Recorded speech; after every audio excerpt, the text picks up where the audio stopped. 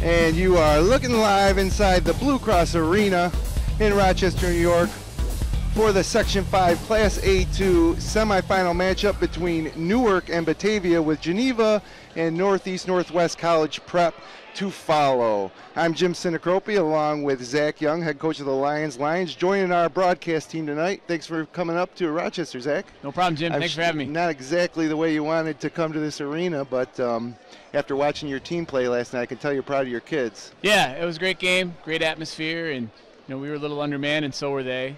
But great game, and yeah, I'd rather be at practice and getting ready for the finals, but if not, up here calling a game. So looking forward to both games tonight, Newark and Geneva playing.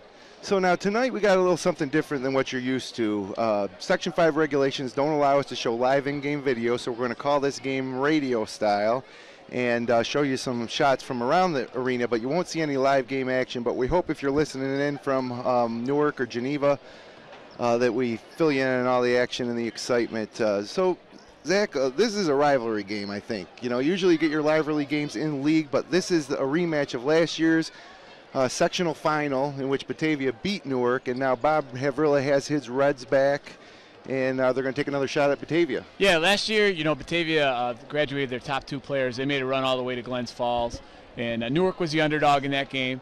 And, I'm sure they're looking for some revenge tonight, and I think the roles are reversed tonight. I would say Newark is the favorite going in, but I think Micah Wright's going to be the best athlete on the court, and I just think they're a little more athletic than from what I've heard from Batavia. Batavia's going to counter Jeff Redband, 6'7", can shoot it outside, can take it in. So Newark doesn't have that size, and hopefully their pressure defense can bother Batavia. But Batavia plays a good schedule, and they have some good wins this year.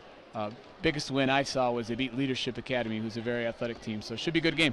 So Newark without a lot of size, but they do have a lot of depth. And so big court, if they're going to be pulling their full court pressure, they're going to need to use some of that depth. The usual suspects for Newark would be Micah Wright. He's heading to Maine to play football next year, and he's an all-league player. Jamie Rosser, 6'1" senior guard. Tyler Collins, a junior point guard who maybe doesn't get a lot of the same press that Micah Wright and Jamie Rosser get, but he's key to their success tonight. Very solid player. First time I got to watch him live, I watched him two or three times on broadcast, but very solid player, steady, and going to need that leadership tonight playing on the big stage. And also look for some of their other kids. They got some experience getting up here last year playing.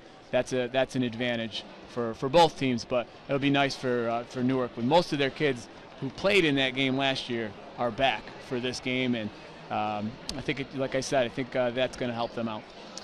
So the Batavia Blue Devils, coached by Buddy Brasky, and he's been there forever, Zach.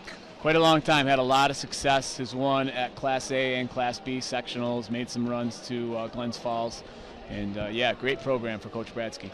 So we got about 3 minutes and 20 seconds until the tip here of this Class A2 semifinal, and then we're going to follow this up with a late-night game against Geneva. Matt Verkey will be on the call with me for that one. And what we hope for at Finger Lakes 1 and FL1 Sports is to see all the Wayne Finger Lakes teams do well. So I do have a rooting interest in this game and the next game, because we would love to see a Newark-Geneva final on Sunday right here inside the Blue Cross Arena. And,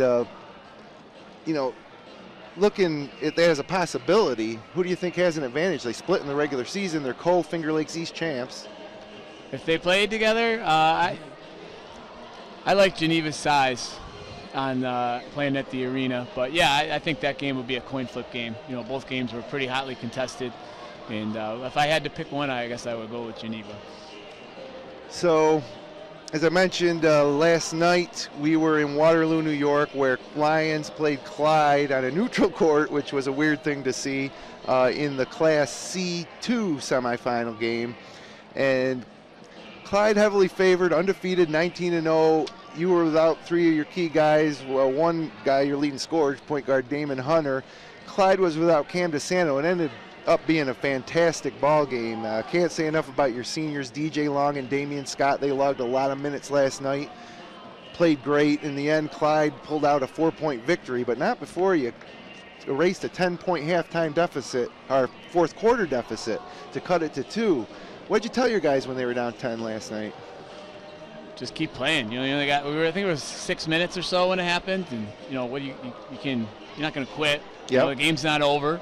And one possession at a time, and we came out and got a bucket, cut it to 8, and cut it to 6, and kept kind of grinding away, and certainly had our chances, but just came down to, we missed a couple open shots, and Joey made some free throws, and so did, I thought, Cal Felker for them. Oh, he came up role player. He made a big, I think it was 40 to 38, made a little runner in the lane, and he made 2 free throws for them as well. So sometimes it just comes down to that. If it would have went 4 more minutes, maybe we come out on top. Commercial. We're going to step aside here about a minute before getting underway here. Step aside for 60 seconds here from our sponsors, and we'll be right back with Newark Batavia, Section 5 Class A2 semifinals from the Blue Cross Arena in Rochester. Same.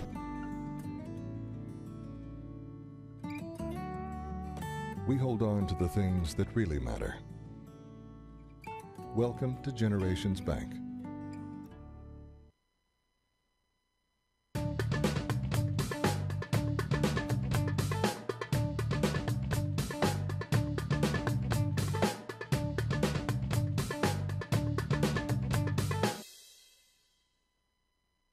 Hi, I'm Jody Torrio.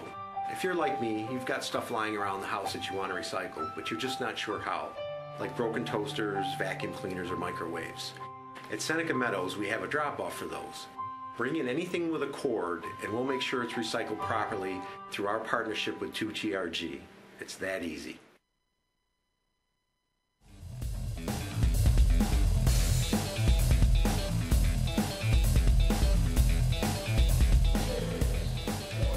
And welcome back inside the Blue Cross Arena in Rochester, New York.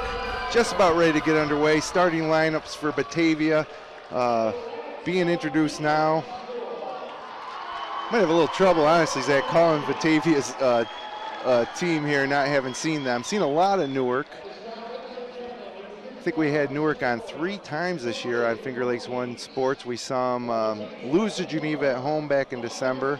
We saw them run away from Waterloo in Waterloo, and then we saw them beat Penn Yan in Newark.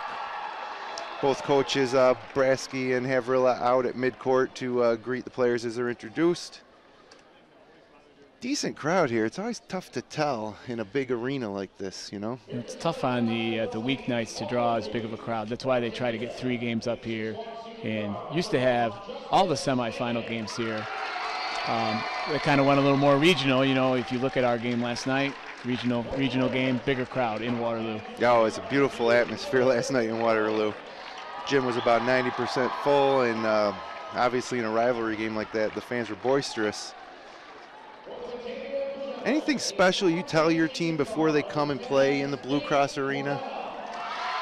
Just to enjoy it, enjoy the beginning, and we did a little thing, before our pregame, just talking a little bit about shooting, just to get used to the background.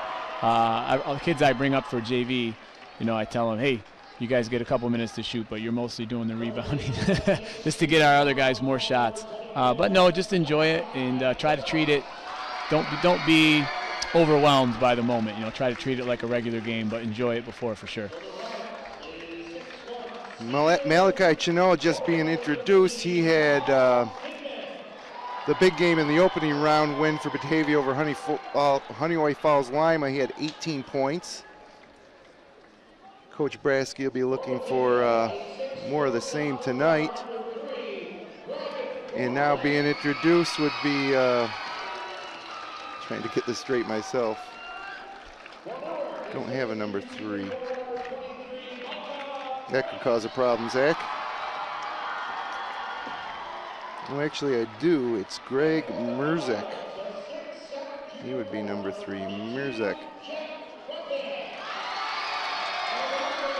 And number 2, Jarrett Laskett.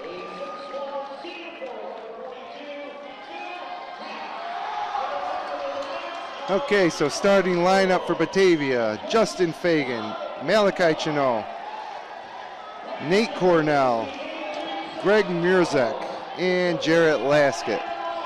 Starting a sophomore, two sophomores. Chinot's a sophomore, a junior, and 2 seniors. Both seniors in the backcourt, Fagan and Cornell. And I guess Chinot's kind of a swingman. Yeah, I know Red Band is their leading scorer. He'll take it inside, big kid, and we'll pop out as well. Was he announced as a starter? He was. He was the last starter. Yeah, I know these the multiple jerseys of Batavia are causing some issues for us up top. I'm going to look over at yours, I think, since you've been writing some down. But same start lineup for Newark: Collins, Rosser, Wright, Bratcher, and Tack. So normal for Newark, and getting ready to tip it off. Players exchanging hand slaps at midcourt. We're about to get underway. Game 1 of a Class A2 semifinal doubleheader from the Blue Cross Arena. And it's Micah Wright tipping it to Phil Tack, and Tyler Collins controls to begin the game.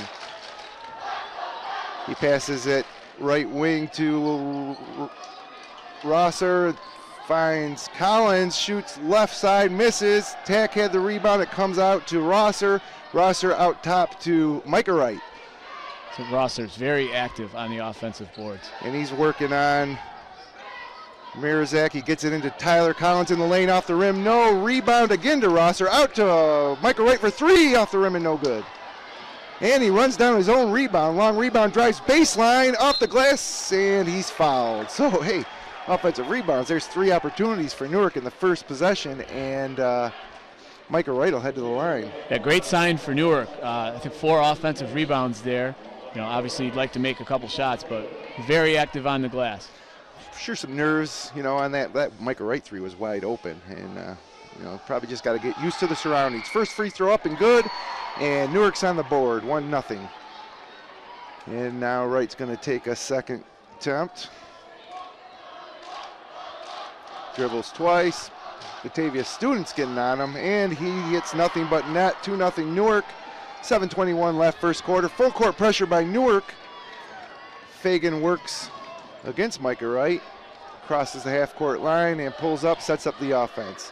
Now this Dingman is starting for Newark, not Bratcher, 15, and he's in Paul there. Dingman, the 6'1 senior. Traditional man-to-man. Fagan into the lane, pulls up, and nothing but net. 2-2. And it looks like Batavia's matching up man-to-man too. Tyler Collins with the ball out top, dribbles left wing, foul line extended, gets it back out top to Phil Tack, who now dribbles right side, gets it foul line to Collins, who a little dribble step past Fagan into the corner to Tack, drives baseline, finds Micah Wright with a skip pass, foul line extended, pull up, off the back iron, no good, rebound, Nate Cornell. And here come the Blue Devils. Tough shot there by Wright with a little time on the shot clock. Probably settled, but like you said, a little bit of nerves early here. So we got Justice Fagan working on Micah Wright, gives it off to, I'm having trouble with some of these Batavia players, apologize for that. And Justin Fagan drives baseline, and he's fouled by Paul Dingman.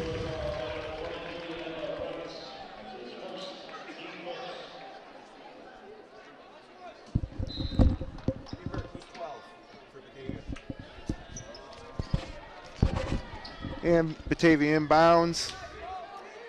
It's Fagan with an entry pass on the block. Newark comes with a double team. Off the rim, no good. Tipped out, Collins gets it, and he's on the run. 3-on-3 break. Collins through the lane by everybody, off the glass and in. Great take by Collins.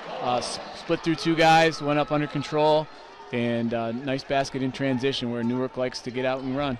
4-2 Newark, 5:40 left first quarter, and Batavia breaks the full court pressure, and Fagan sets up. Guarded man-to-man by Micah Wright. Gets it to Chino. Passes it far side to Mirzek. Mirzek back to Fagan. Fagan top of the key. Three-pointer off the back iron, no good. Rebound by Tyler Collins. Here comes Newark again looking to run. Collins again through 3 defenders, and looks like that ball was blocked at the rim by Fagan. Batavia coming back the other way. Fagan brings it back across the half-court line. Tries to pull up against Micah Wright, but he's in his face. Gives it off to Mirzek, and now back to Fagan, and Blue Devils will set up.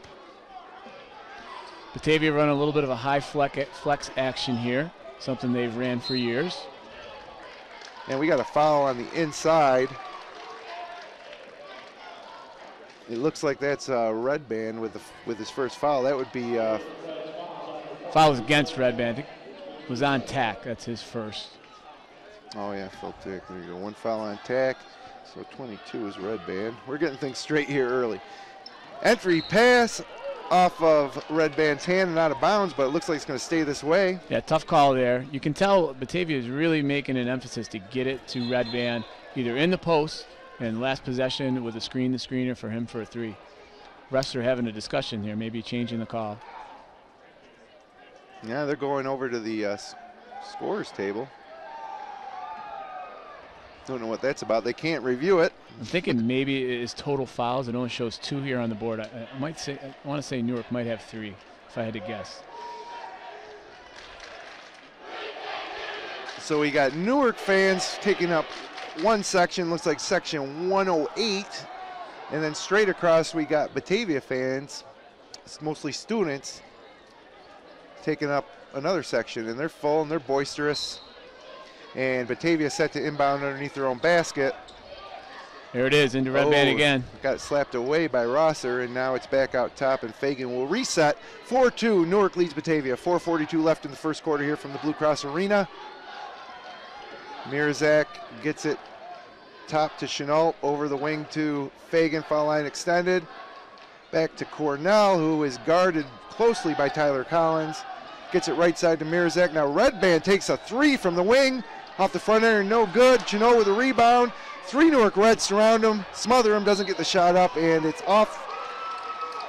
Chenault out of bounds, and it looks like it's going to stay here with Batavia. Stay with Batavia. 24, Chenault there being pretty active now for Batavia. 6'2" sophomore forward, as I mentioned earlier, had 18 points against Honeyway Falls Lima. A game Batavia won 56-37 in the first round game. Fagan also added 18. Red Band won 20 that game.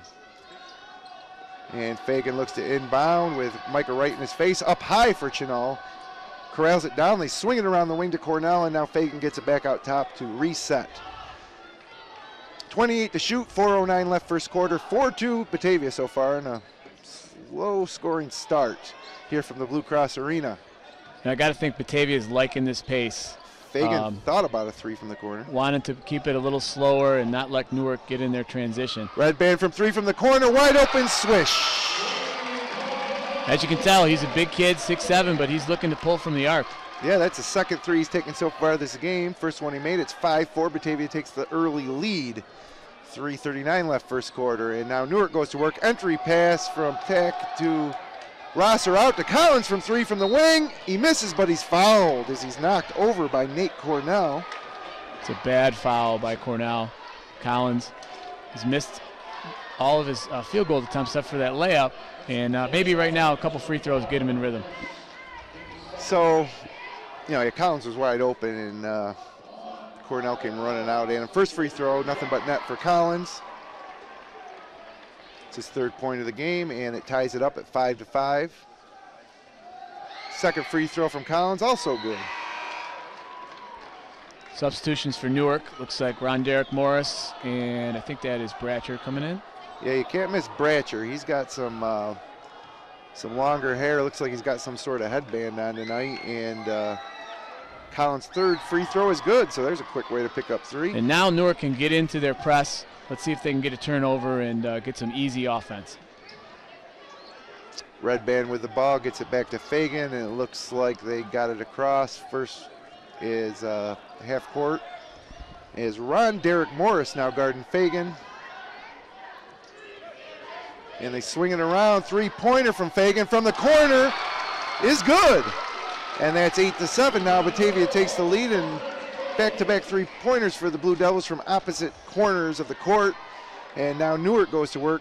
Tyler Collins gets it right side to Ron Derek Morris. Back up top to Micah Wright. Swings it left side to Collins. Foul line to Morris, who drives off the glass, and good. And a big start. I was talking with Coach Saravolo before the game, and Ron Derek struggled up here last year, and he's already made more field goals than he did. So hopefully that can calm his nerves and help him be a big part of the game. So the Blue Devils get it across, beating the press, and Fagan sets up for Batavia, gets it right side to Cornell, dribbles top of the key and gives it up for Mirzak. Redband with another three off the quick pass, front iron, no good. Rebound, Jamie Rosser, 3-on-1, finds Brasher on the wing driving, but it's no good.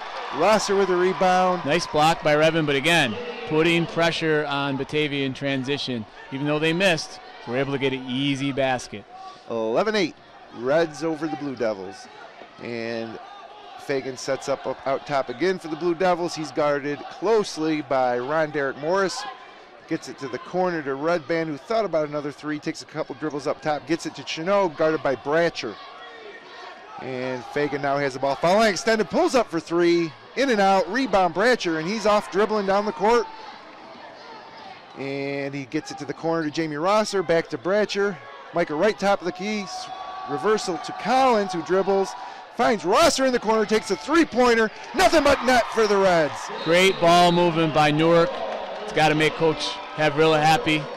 And they hit, I think right now, if Newark hits a couple outside shots, they're going to be tough to beat. To me, it looks like Batavia really, I think almost 95% of their shots are Fagan and Redband so far. And they've been a lot of threes, too. I mean, they got a decided size advantage. Correct. But, that transition right now, they've got a little bit more into their style, and that last one, even though they didn't get a layup, they just moved the ball. They weren't running an offensive set there, just a kick out and a big three. So 14-8, Newark leads Batavia, 1:32 left, first quarter here from Rochester, New York. In the big house, Jim Sinacropi along with Zach Young for FingerLakes1.com Sports. And got Tyler Collins with 5 points, Jamie Rosser with that three. He also has 5 early. And Micah Wright with a pair, and Ron Derek Morris with a pair. 14. And now Redband will take the ball out against Bratcher. Full court pressure applied by the Reds. Little trap off the first pass, something Newark's been doing this year when I've watched them. And they beat it with the dribble. Redband controls the ball and gives it up to point guard Justice Fagan. Gets it over to Mirzak, guarded tightly by, who's that, Shamar Logans checking into the game? Yep, looks like it. And Chino gets it inside to a cutting Fagan in between two Newark defenders, off the glass and in. Counted in the foul. Big basket by Batavia. So Justice Fagan, the 6'1" senior guard, heads to the free throw line with a chance to pull it to within 3 points. Sure, Coach Havrilla is not happy. I know that was on the scouting report. They're going to cut to the middle off that high flex, and he just let the defender just let Fagan get in front of him, and big three-point play as he makes the free throw. So 14-11, just over a minute left first quarter here from the Blue Cross Arena in Rochester. We're glad you could join us. And it looks like Batavia has changed looks a little bit. Going to a 2-1-2 is this? 1-3-1? Yeah, it looks like a 1-3-1. Looks like a 1-3-1 to me, Jim. Into the post. Into Rosser, who muscles his way up to the rim and drops it over the front. 16-11. Nice move by Jamie Rosser. Newark's changed his press look a little bit here. Look like more of a 2-2-1. And now still dropping back to man, though. I'm going to say, Jim, early, I don't think Batavia's had a lot of turnovers versus that press, but fatigue is going to play in. Doesn't look like they're subbing as much as Newark is. No, it looks like Collins fouled. Silly foul, very far away from the basket, almost at half court. He was chasing Mirzak off a screen and tried to reach from behind, knocked him over. They both went down, actually. We have some subs in now for Batavia. Looks like 40, Tyler Crawford, and 32. Yeah, good luck with that one, Zach. I think it is Turner is his last name, Andrew Turner. Andrew Turner, okay, got that. That's what we're going with tonight anyway, He's turner tonight. Justice Fagan with the ball, guarded. Batavia holding for the last shot. Yeah, we got 9 seconds left on the clock. Fagan with the ball with 7. High ball screen, another foul. Working on Ron Derek Morrison. That's not where you want to foul with 4 seconds left. Coach Averill not happy with the call. 5 fouls for Newark in the first quarter. Could be big near the middle of that second quarter and could maybe affect their pressure a little bit. Who did they give that one to, Zach? Did you see? I think it must have. Ron Bratcher I believe. Got the foul. 1 second left. Red Band with a fadeaway from foul line extended, no good, and that brings the first quarter of play to an end here from the Blue Cross Arena in Rochester, New York. Score 16 for Newark, Batavia 11. We'll be right back after a word from our sponsors on FingerLakes1.com.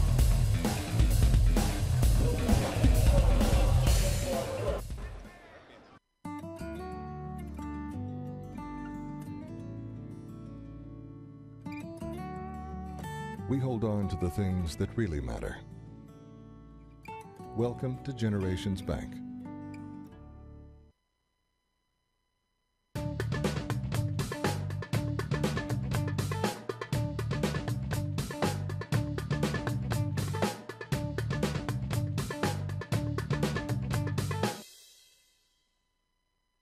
Hi, I'm Jody Torrio. If you're like me, you've got stuff lying around the house that you want to recycle, but you're just not sure how, like broken toasters, vacuum cleaners, or microwaves. At Seneca Meadows, we have a drop-off for those. Bring in anything with a cord, and we'll make sure it's recycled properly through our partnership with 2TRG. It's that easy.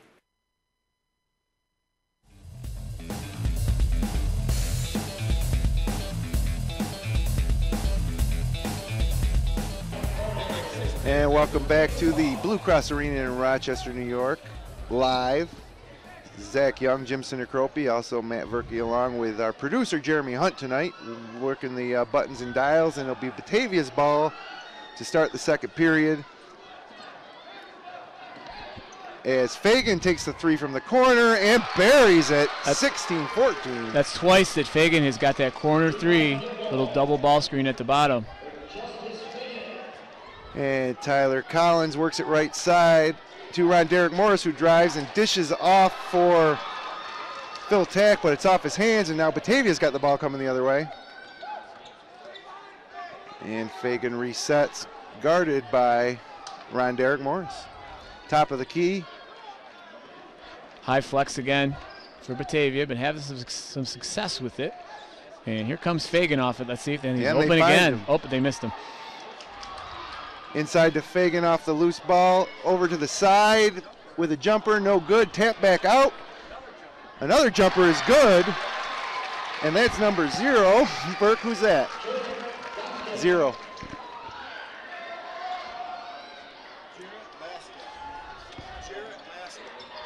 Jarrett Laskett, okay. Batavia has taken this game to a tie. They only gave him a 2. Collins steps out of bounds.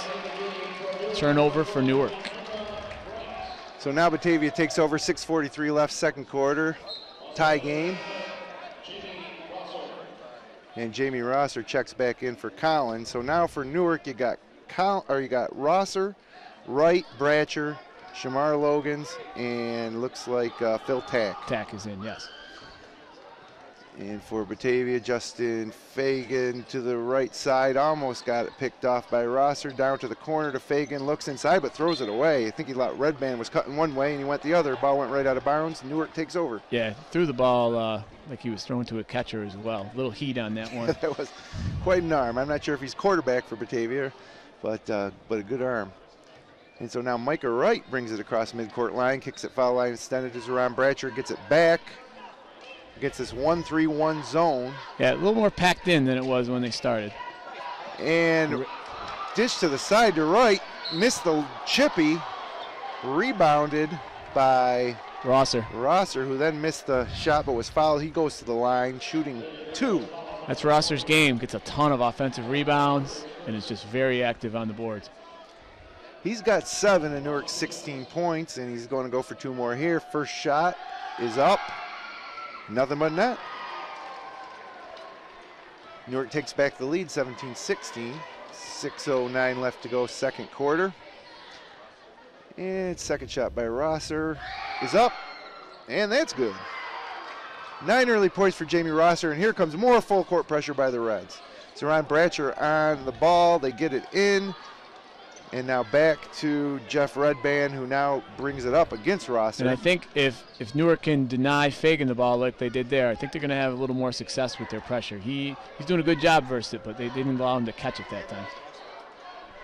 And Laskett with the ball gets it inside to Fagan. Fagan in the lane, guarded by Wright, tapped away, scrum on the floor.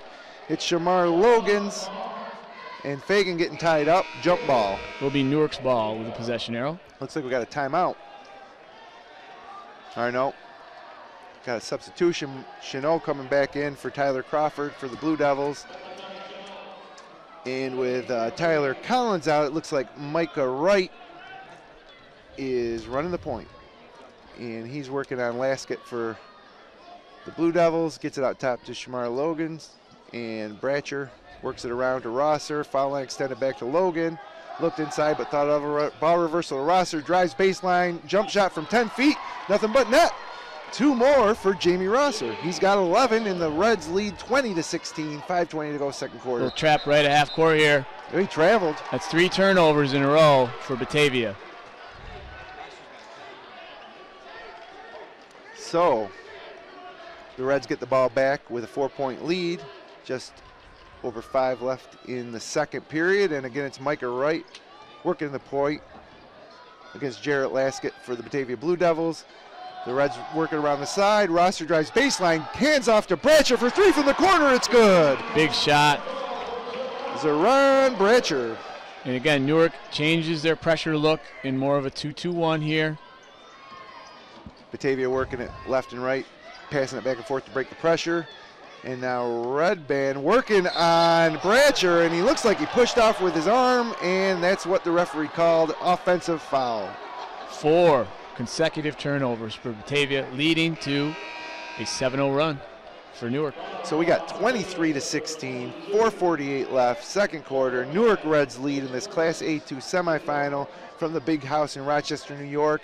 Again, if you're just tuning in expecting to see live images of the game like most of our webcasts during the regular season, we cannot do that due to Section 5 regulations.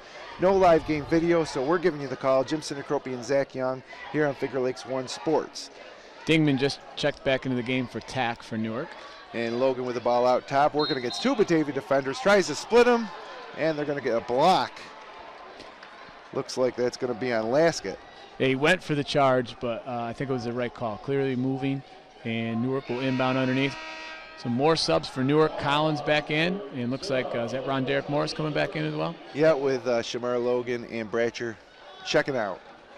So it's Paul Dingman, Micah Wright, Rosser, Collins, and Ron Derek Morris. As Collins resets out top, finds Ron Derek Morris right side beyond the 3-point line, gets it out top again to Rosser.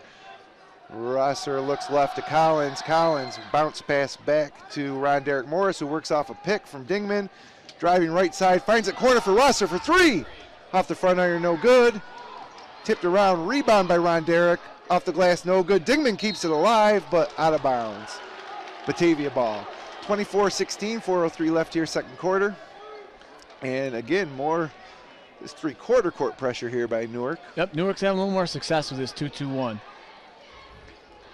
And Batavia tries to work it up against the pressure. They do get it across court with a long pass, and now they settle it back down, and Justice Fagan calls the play. Pretty big possession here for Batavia. They haven't really got into anything here the last 3 or 4, obviously with the turnovers. See if they can run a set and get a bucket.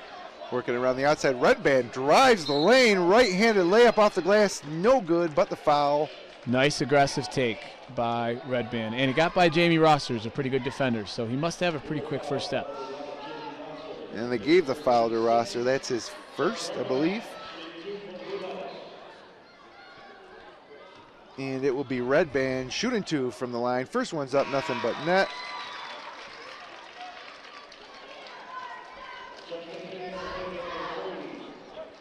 (23-17), Newark leads Batavia. Second shot forthcoming for Redband. Looks and fires, and that is also good. And we got a 5-point game. 3:35. Murzek just checked back in for Batavia. Looks like Batavia kind of went, I think they were back in their man-to-man now, staying in. Extended a little more this time. Rosser with the ball at top of the key, drives the lane over the extended arm of Chenot with a teardrop. 2 more points for Jamie Rosser. Reds up 25-18, more full court pressure coming. And they are basically breaking that press by passing it back and forth and deliberately getting it across. And yeah, but it does take 10 seconds, to get it over and less time for you to get into your sets. And again, here comes Batavia with that high flex set. Murzak looks at the cutting Chenot. He wasn't there. Now an interior pass by Laska, intercepted by Ron Derek Morris. He drives the lane, looks right to Collins, pump fakes. Now reversal of Micah Wright. He thought about it for a second and kicks it back out to Jamie Rosser, where they're going to reset with just 2:40 left in the first half of action. Rosser driving baseline to Dingman. Gets it out to Collins, who pulls up from about 11. Off the glass, no good, tapped in by Rosser, but that won't count. They're going to call a foul before the play. Almost another basket by Rosser. Unfortunately, that's going to put Batavia in the bonus. They should be shooting here. Who'd they give that foul to? Dingman. Dingman picked up the foul, and Red Band going to be shooting.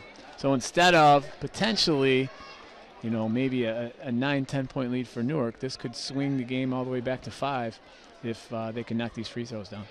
Of course, as they're always getting down to the end of half, you want to see if you can trim a little bit off the lead if you're leading, and you want to maintain or expand it if you are in the lead. And here comes, this isn't Red Band shooting. This is Fagan. First shot up is good. It's Fagan's 6th point of the ball game, and it's 25-19. Second shot will give him a chance to cut it to 5. Takes a couple dribbles, spins the ball in his hands, looks and fires, and nothing but net. 25-20. Newark Reds leave the Batavia Blue Devils. 2:28 left, second period here from the big house. I think if you're Batavia. Oh, nice look. But Bratcher couldn't foul. That was a nice look inside from Ron Derek Morris to Rosser, who quickly got it to Bratcher, who missed about a 6-footer. Now Fagan drives the length of the court, and he's fouled. That's the 8th team foul for Newark. I think if you're Batavia, you got to be pretty happy here. Only down 5 with a chance to cut it to 3. Newark had a little run, and you've answered. So this can cut it to 3 if Fagan can knock these down. Rosser picks up his 2nd foul there. For the moment, he's staying in the ball game. And Fagan goes back to the line for 2 more, hits the first. It's 3 in a row. And it looks like Rosser is coming out with those 2 fouls, and Shamar Logan's back in. I agree with the move by Coach Haverilla. You don't want to pick up a 3rd. You have the lead. Rosser's been your best offensive player so far, so no need to risk it right now. And Fagan's 2nd free throw is up and good as well. So he's got 9 on the night, and the lead is now down to 2. So what was almost a 9 or 10 point lead. 3-point lead, 25-22. 3-point lead. Was almost a 9-point lead, now 3-point lead. Now Tyler Collins holds the ball, gets it up top of the key. Logan's with an NBA 3, hits it from 23 feet. Shamar Logan's, and Newark now back up by 6. Not sure about the shot selection, but he looked confident when he let it go, and deep 3. He's wide open behind the extended 3-point line. There's no 4-pointers. Use that for Rochester Razor Sharks games maybe. Yes, here's that same set for Fagan. Fagan looking in the corner, looking at a 3-pointer, thought better of it. Now he's trapped, but he gets it back out top to Laskett. And now Laskett hands off to Fagan, and they'll reset with 1:26 left in the half. 5 to shoot on the shot clock. Corner to Laskett, had a 3, passed it up, stepped inside, and misses about a 17-footer. Logan's with the rebound, and he dribbles off his own foot. Should have been a foul, and now an offensive charge. I believe Newark not happy with that. I think the reason that it led to the charge, it looked like the player from Batavia reached in, but after that call, it was a definite charge, but I just think that the reach before caused the charge. And that was after Logan dribbled off his foot, collected it, and then when he started to go towards the rim, he ran right into a set Batavia defender. Now Batavia again across midcourt. They haven't forced many turnovers off the press, but it's been half court, and Bratcher goes for a steal there. That's a tough foul because it looked like he had a beat on it. Coach Avrilla not happy. He's animated. Now, you've coached against Coach Havrilla. Last year, you met the Reds in the regular season. Coach Havrilla, actually, when I student taught, I coached with Havrilla. When he was coaching JV at Newark, I was his assistant. And then we got to coach against each other last year, and he beat us up pretty good. But very animated, no doubt. Passionate coach on the sideline. It looks like Paul Dignan set to get back into the game as another free throw by Batavia cuts the lead. Oh, wait, did he miss that? He missed it. Yeah, he missed that. 6-point lead still. Second free throw coming, and that one rolls off the rim. Two big misses. Almost got his own rebound there. That was Mirzek. 2 misses, and it'll be Newark's ball out underneath their own basket with just 1 minute, just under a minute left here in the first half of play. Newark could look to go for 2 for 1 here. Doesn't look like they're in any hurry, though, and it looks like Batavia's dropping to more of a Wow, Derek Morris drives zone. Baseline and misses a 7-footer, and now Batavia's got the ball. If they hurry, they could go for 2 for 1, but 40 seconds left, second quarter, 28-22, Newark leads. Fagan drives the lane right by Logan, no problem there. Fagan is carrying Batavia. He's got 11, and it's 28-24, and Newark can hold for 1 shot, and I'd imagine that's what Coach Havrilla would like to see. It's Ron Derrick. Well, he's got a timeout. He's going to draw something up. 20-second timeout for the Reds. So 28-24, maybe a little bit lower scoring than we thought we might see here. Tend not to see that as high of a score, just due to the size of the court and the atmosphere. Usually a little sloppier than a regular, well-played regular season game. Very impressed with Fagan from Batavia. Seems to be he can get by his guy in the half court. Just the difference in the game really is that little stretch where Batavia had 4 or 5 turnovers. Newark was able to get some easy baskets. And Batavia's been trying to chip away that Logan three-pointer from NBA range, really the difference at this point. And into the game now for the final possession of the half for the Reds. We got Micah Wright. They do put Rosser in for this last possession. He's got to be careful. He's got to be smart. Can't pick up a charge. He's inbounding the ball now. Ron Derrick, Morris, Tyler Collins, and Logan's in. 20 seconds left. Collins controls top of the key, gets it right side to Rosser, back top of the key to Wright. 3-2 zone look, or 1-2-2 for Batavia. And Michael Wright holds it right side, gets it up top to Ron Derrick Morris, and hands it off to Collins. 6 to shoot. Morris is going to have to take it. Collins wants it. He was open. They close on him. Off the dribble, a 3, off the front iron, no good, and that'll end the first half of play here from the Blue Cross Arena in Rochester, New York. With your score, Newark Reds 28, Batavia Blue Devils 24. We'll be right back on Finger Lakes 1.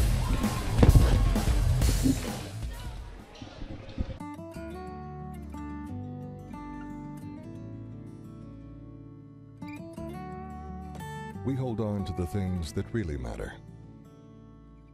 Welcome to Generations Bank.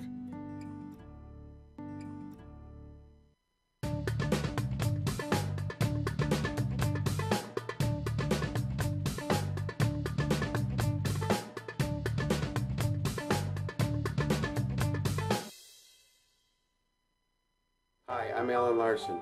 At Seneca Meadows, landfill gas is used as fuel to generate electricity to power between 12,000 and 18,000 homes. And because this fuel is burned at high temperature, it doesn't go into the atmosphere. To learn more, watch our videos at senecameadows.com.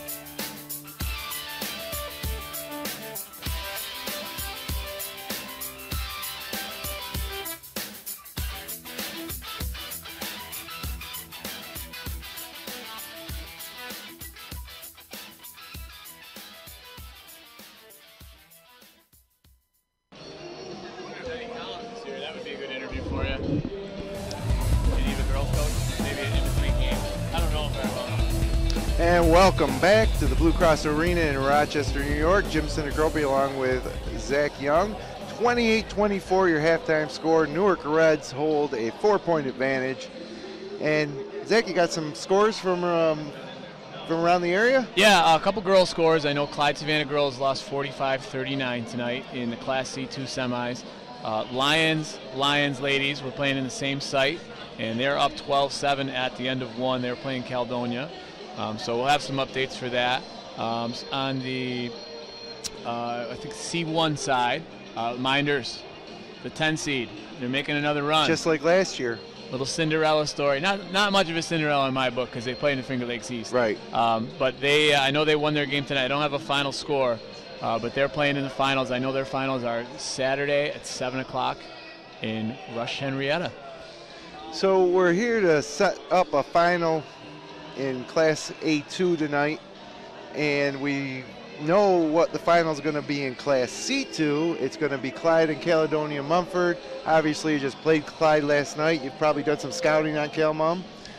What's your take on that game? That'll be Saturday at 1 o'clock right here at the Blue Cross. I think that Cal Mum has a big 6'5" Will Van Auken who can cause some problems for Clyde.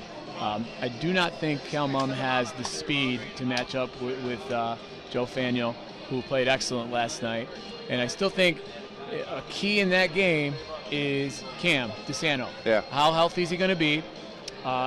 He didn't play last night, and I think Coach Jackson said after they plan on playing him Saturday.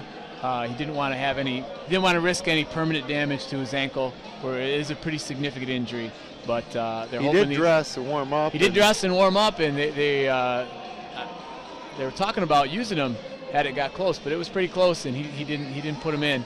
So Van Auken's a good player. They also have an excellent athlete in Hout for Cal Mum, who's a great defender.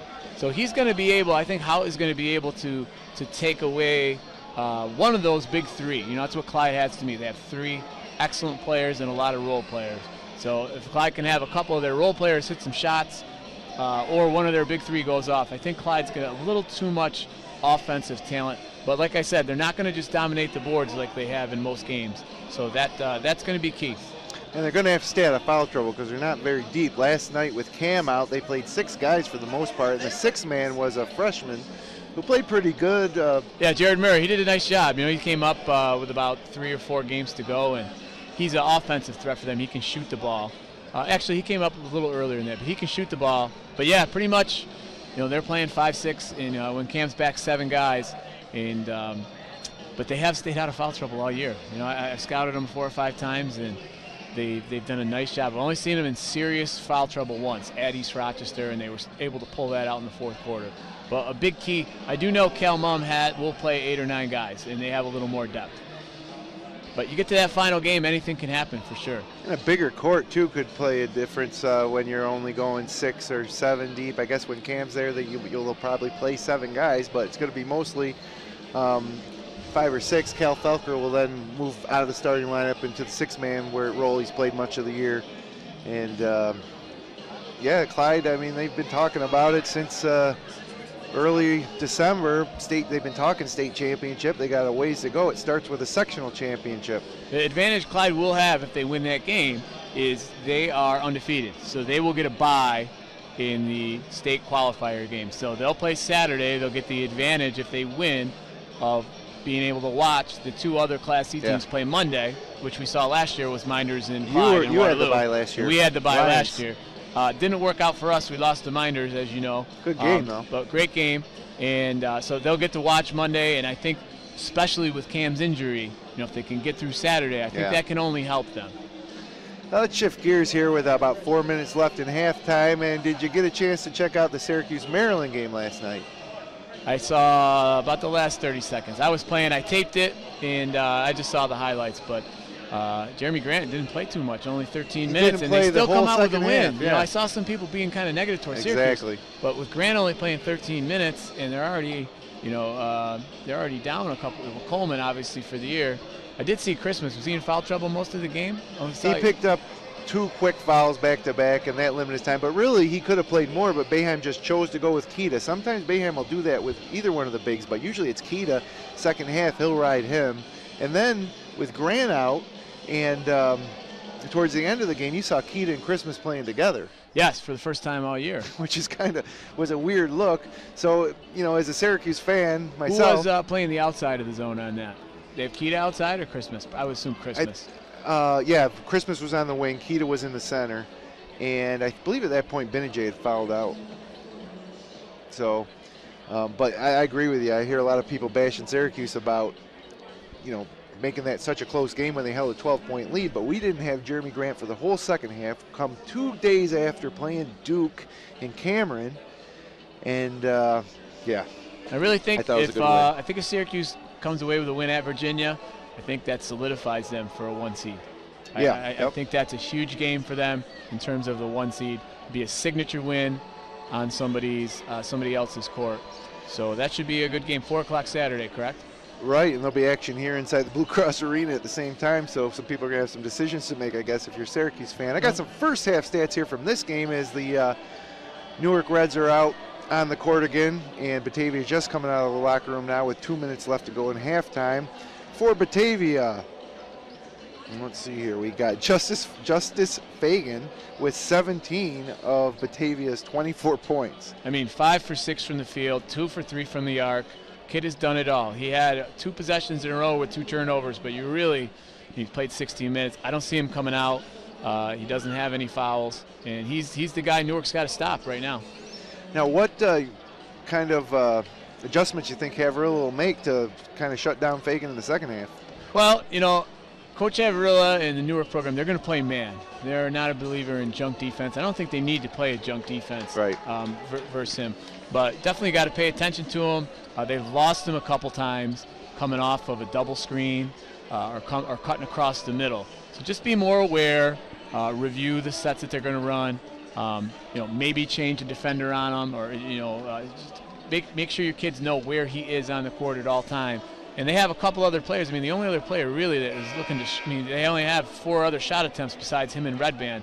So you've got to help off a little more off those other players. Malachi Chanot held scoreless that after 18 points in their sectional opener. And now for Newark, Jamie Rosser with 13 points on 5 of 6 shooting.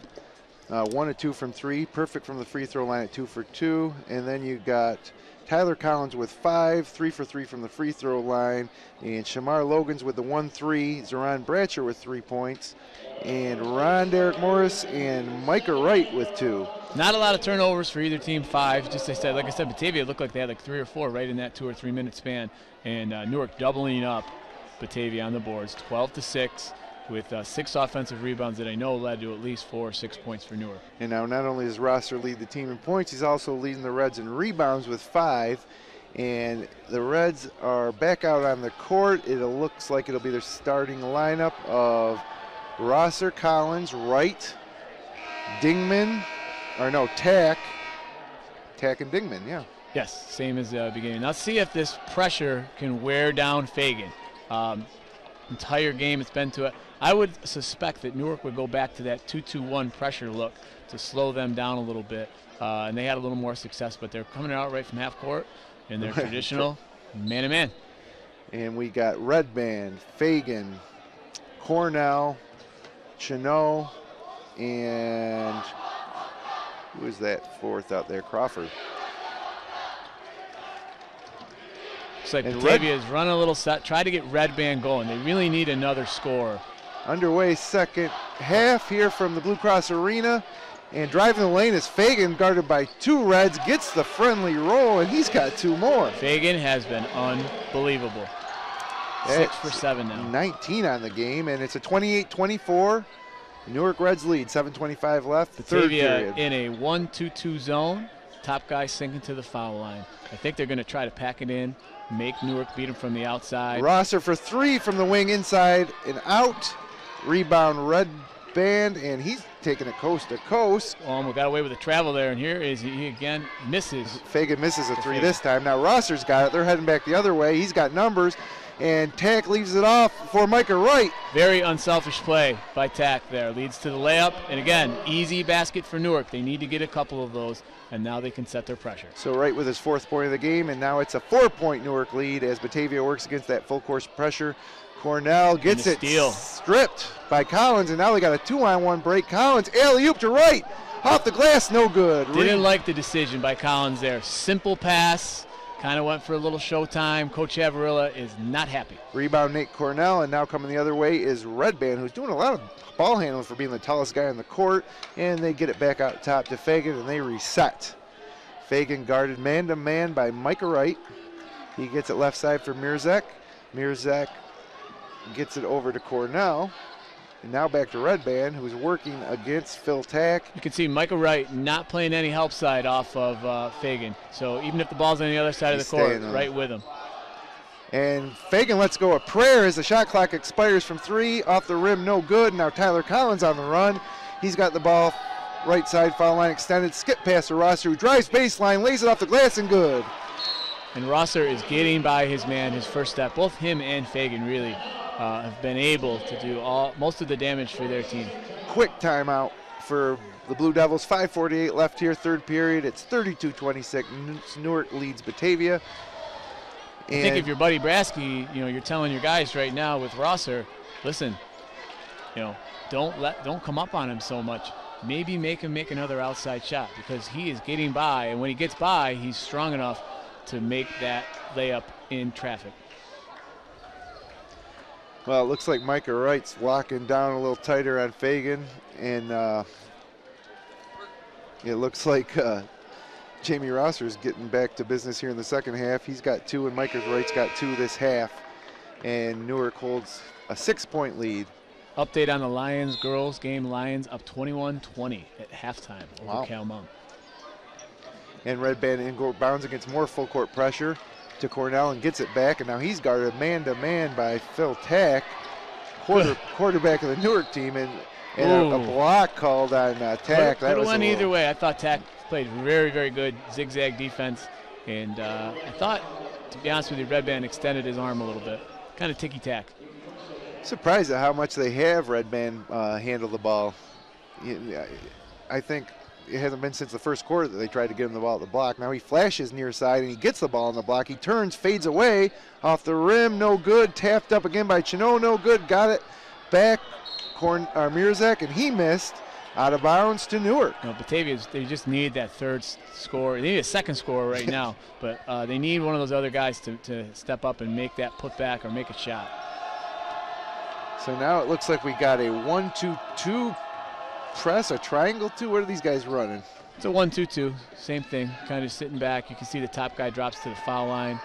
Micah Wright thought about a 3 from the quarter, guarded closely by Red Band, thought better of it, gets it back out top to Jamie Rosser, now back to Wright, gets it top of the key to Collins, couple dribbles between the legs, into the lane, spins, pumps, shoots, passes inside to Dingman. Yeah, he traveled, he made a nice initial move and then maybe took an extra step. More full pressure from the Reds. Fagan guarded by Micah Wright, man-to-man. And I think if you're Batavia, you just got to keep running sets for Fagan. 32-26, Newark leads Batavia. 4:49 left, 3rd quarter. Here in the Blue Cross Arena, Batavia works it around the outside. Fagan has it, guarded by Wright, gets it top of the key to Red Band. Takes one dribble, thinks about a 3, now gets it right side to Cornell, wearing bright pink socks. Wright is all over Fagan. Look at him. Chino guarded by Phil Tack. Little post move off the rim and no good, and now here comes Newark the other way. Tyler Collins, couple dribbles into the lane, now pulls it back out, and they'll reset up 6, 4:21 left to go in the 3rd. Good decision by Collins there. Didn't have much, pulled it out. Newark getting into their offense. So now Phil Tack works it back to Wright. Wright gets it left side to Collins. Collins back to Rosser. Now top of the key back to Collins for 3 off the front rim, no good. Loose ball, Collins on the ground. Should be Newark ball. It looks like Batavia player rolled with the ball onto the baseline, and that's the call, Newark basketball. Love the hustle by Collins. Missed a shot, followed it, and rewarded with an extra possession for Newark.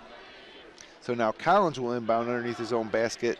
Phil Tack is trying to work through 2 defenders inside, and they're going to call a foul on one of them. It looks like it's going to be on Fagan.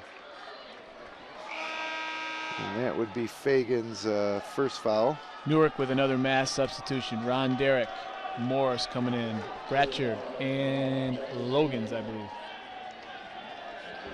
Now Micah Wright inbounds.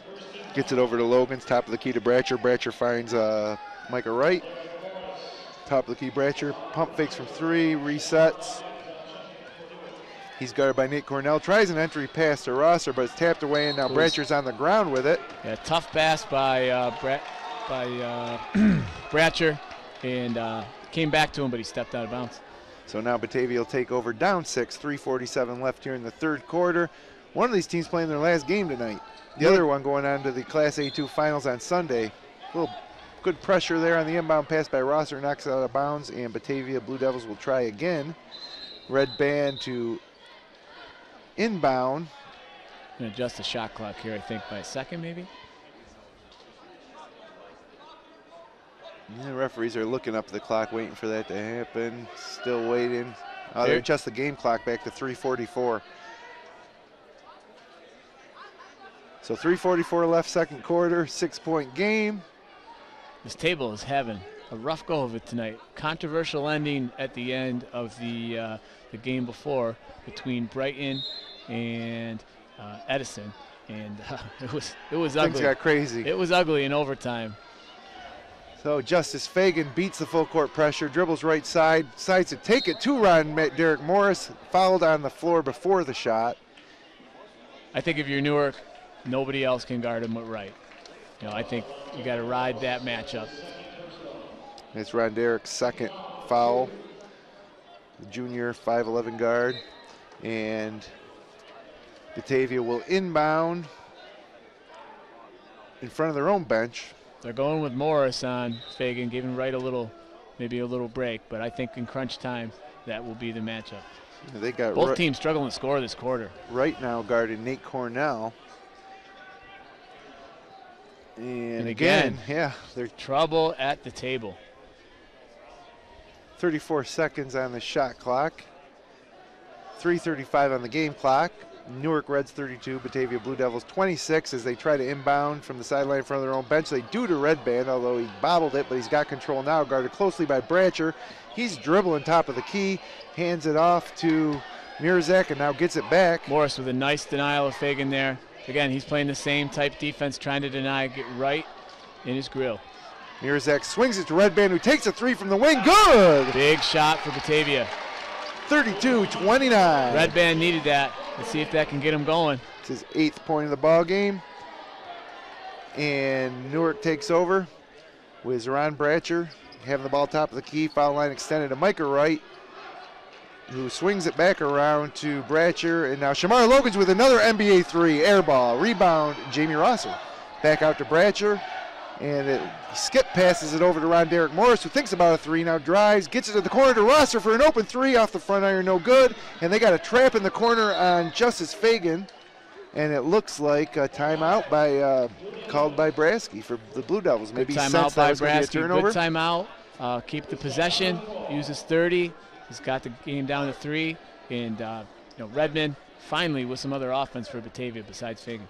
Now, if you're the Newark Reds right now, the way this game is going, especially with the game that Jamie Rosser's having, you'd think you might see a bigger lead than 3 points. But Fagan's kept them in the first half, and now in the second half, Newark's having the trouble scoring. Well, both teams really. I mean, it's 5-4, I think, this quarter. And Batavia didn't have a basket until Red Band's 3. Now, is it easier to come back this weekend after winning a semifinal game and play on the same court again, or do you have more nerves just because now it's the final? I would say it's a little easier. I would say, you're used to your environment. And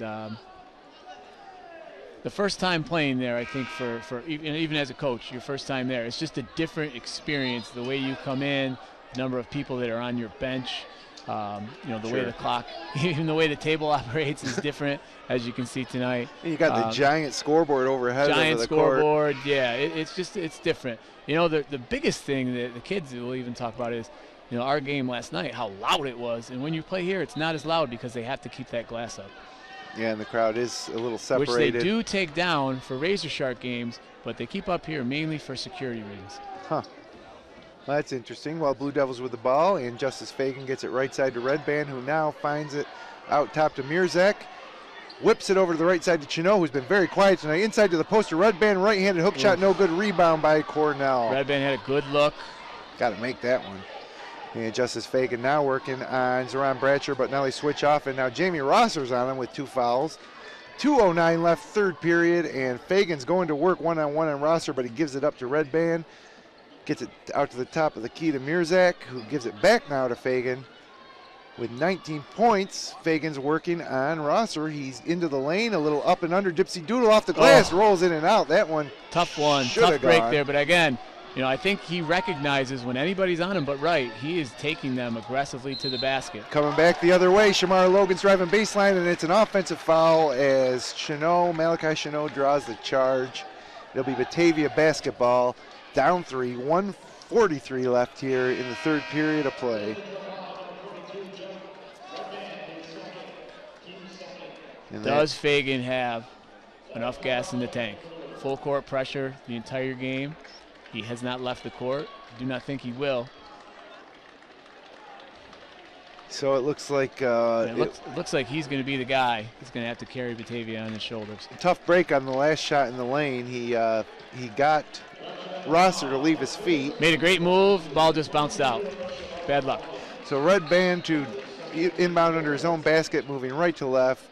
The Batavia Blue Devils in the visiting blue jerseys, Newark Reds in their home whites, and they break the press with a long pass to Cornell. Now they get it to Red Band, who's working on a much smaller Ron Derek Morris. And you can see Wright is back on Fagan. And now they switch, and Collins is on Red Band, and it looks like we got a move and pick away from the ball. I think it was a 5-second call. 5-second call. Didn't advance the ball. All he had to do was pick it up, and it would have reset. Didn't realize it. And I thought it was a little bit of a quick 5-second call. I don't think you're going to find success with 6'7" Red Band dribbling top of the key against Ron Derek Morris at 5'11". Again, Wright just took Fagan out of the play. Collins tries to drive, tries an entry pass to Rosser, but it's intercepted, and here comes the Blue Devils the other way, and Fagan out ahead, up and under. What a play. Fagan makes the basket and the foul. Reverse layup. And they're going to give that foul to Micah Wright, his second foul. And now Fagan, a senior, stepping up. Chance to tie the game. Chance to tie the game with this free throw. It would be his 22nd point. And for Newark, I think they might have to change a look on the offensive end. 4 points, this 1-2-2, really bother him a little bit. You know, can they get a look? Might have to hit an open shot. I think they got to get to the high post a little bit more. Nothing but net second free throw. Here come the Reds, and it's Ron Derek Morris with a baseline jumper off the rim, no good. Bratcher battles for it, but Chenot comes up for it for the Blue Devils. And now the Blue Devils have the ball with a chance to take a lead. 50 seconds left, third quarter. The big man bringing it up for Batavia, and a foul again. That's going to be a Bratcher this time. And tough call. Fourth team foul this half for the Reds. Their 15 foul. And again, the fouls are 5-1. Newark with 5, Batavia with 1. It could be a factor here going into the fourth quarter. That's Bratcher's third foul. Not shooting yet. Fagan will inbound underneath his own basket. As Laskett works off a pick. A long pass picked off by Micah Wright. All alone, dunks it with 2 hands, and the Newark Reds are back on top. And that could be a spark that could get Newark going. Again, talked about it earlier. Easy transition baskets. And that's Micah Wright's only his 4th point of the game. You can see Wright clap. He looks energized. He's up in Fagan's face, who picks up his dribble but gets it to Red Band. Now back to Close Fagan. To 10 seconds there. Close to 10 seconds. Batavia can hold for almost the last shot. 26 on the game clock, 19 on the shot clock. As Batavia gets a 3 from Laskett, and it's off the front rim, no good. Rebounded by Rosser, and the Reds will have 17 seconds to build on their 2-point lead before the end of the third period. Didn't like the shot. Coach Bratsky did not either. And so now Tyler Collins resets. 7 seconds, 6 seconds, out top to Phil Tack, who dribbles between the legs and now drives, gets it out to Ron Derek Morris, who takes 1 step and throws up a prayer that doesn't hit the rim. Not a good look. And now it says 0.9 on the game clock, but the horn sounded, and that's the end of the third quarter of play with your score. Newark Reds 34, Batavia Blue Devils 32. You're watching Section 5 basketball from the Big House on FingerLakes1.com.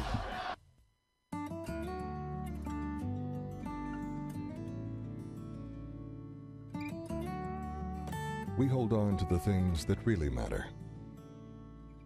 Welcome to Generations Bank.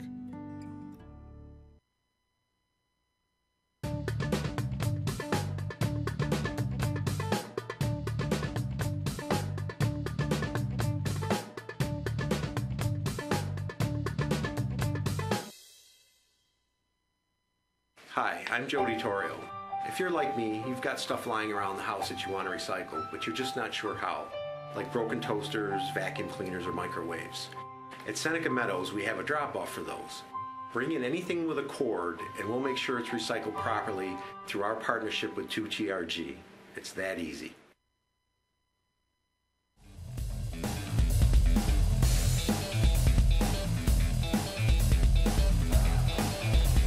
And welcome back to the Blue Cross Arena in Rochester, New York. Jim Sinacropi along with Zach Young. 1 period left to play here in the Section 5 Class A2 semifinal. The first of a 2-game doubleheader here on FingerLakes1.com Sports. Newark holds to a slim 34-32 lead. And they control the ball to begin the quarter. Batavia staying in this 1-2-2. Newark gets it to the high post finally. Tech's going to try to put it up. Blocked by Chenot, and now it's a scramble for the ball. It'll be a jump ball, and that'll be Batavia ball. I think Newark might have got away with Tech being on the baseline there. Still Batavia ball, but the possession arrow will change after this. So for the Newark Reds, it's Micah Wright. It's Ron, Derek Morris, Tyler Collins, Phil Tack, and Jamie Rosser. 2-2-1 press again for Newark, switching it up throughout the game. 2-2-1 straight man. Batavia patient. They're doing a good job of breaking the press. And Wright, he's got to stay on Fagan. Yeah, Michael Wright guarding Fagan closely. Fagan has 23 of Batavia's 32 points. Great denial by Collins. Here's that same set they ran earlier to free him. Fagan looks at a 3, drives baseline by Tack off the glass, and he traveled. Tough call. Might have had the ball on his hip. He had a better angle than we did. He doesn't look to be arguing too much. Coach Bratsky with his head down. And now Newark will take over again, up to 7 minutes to play here in the fourth quarter. And Tyler Collins picks up his dribble and now finds Ron Derek Morris right side. Back to Collins, who takes the 3 from the wing off the front iron, no good. Ball tapped around, and guess who comes up with it? It's Justice Fagan. Collins really struggled from the outside tonight. Fagan now guarded by Ron Derek Morris, man-to-man, top of the key.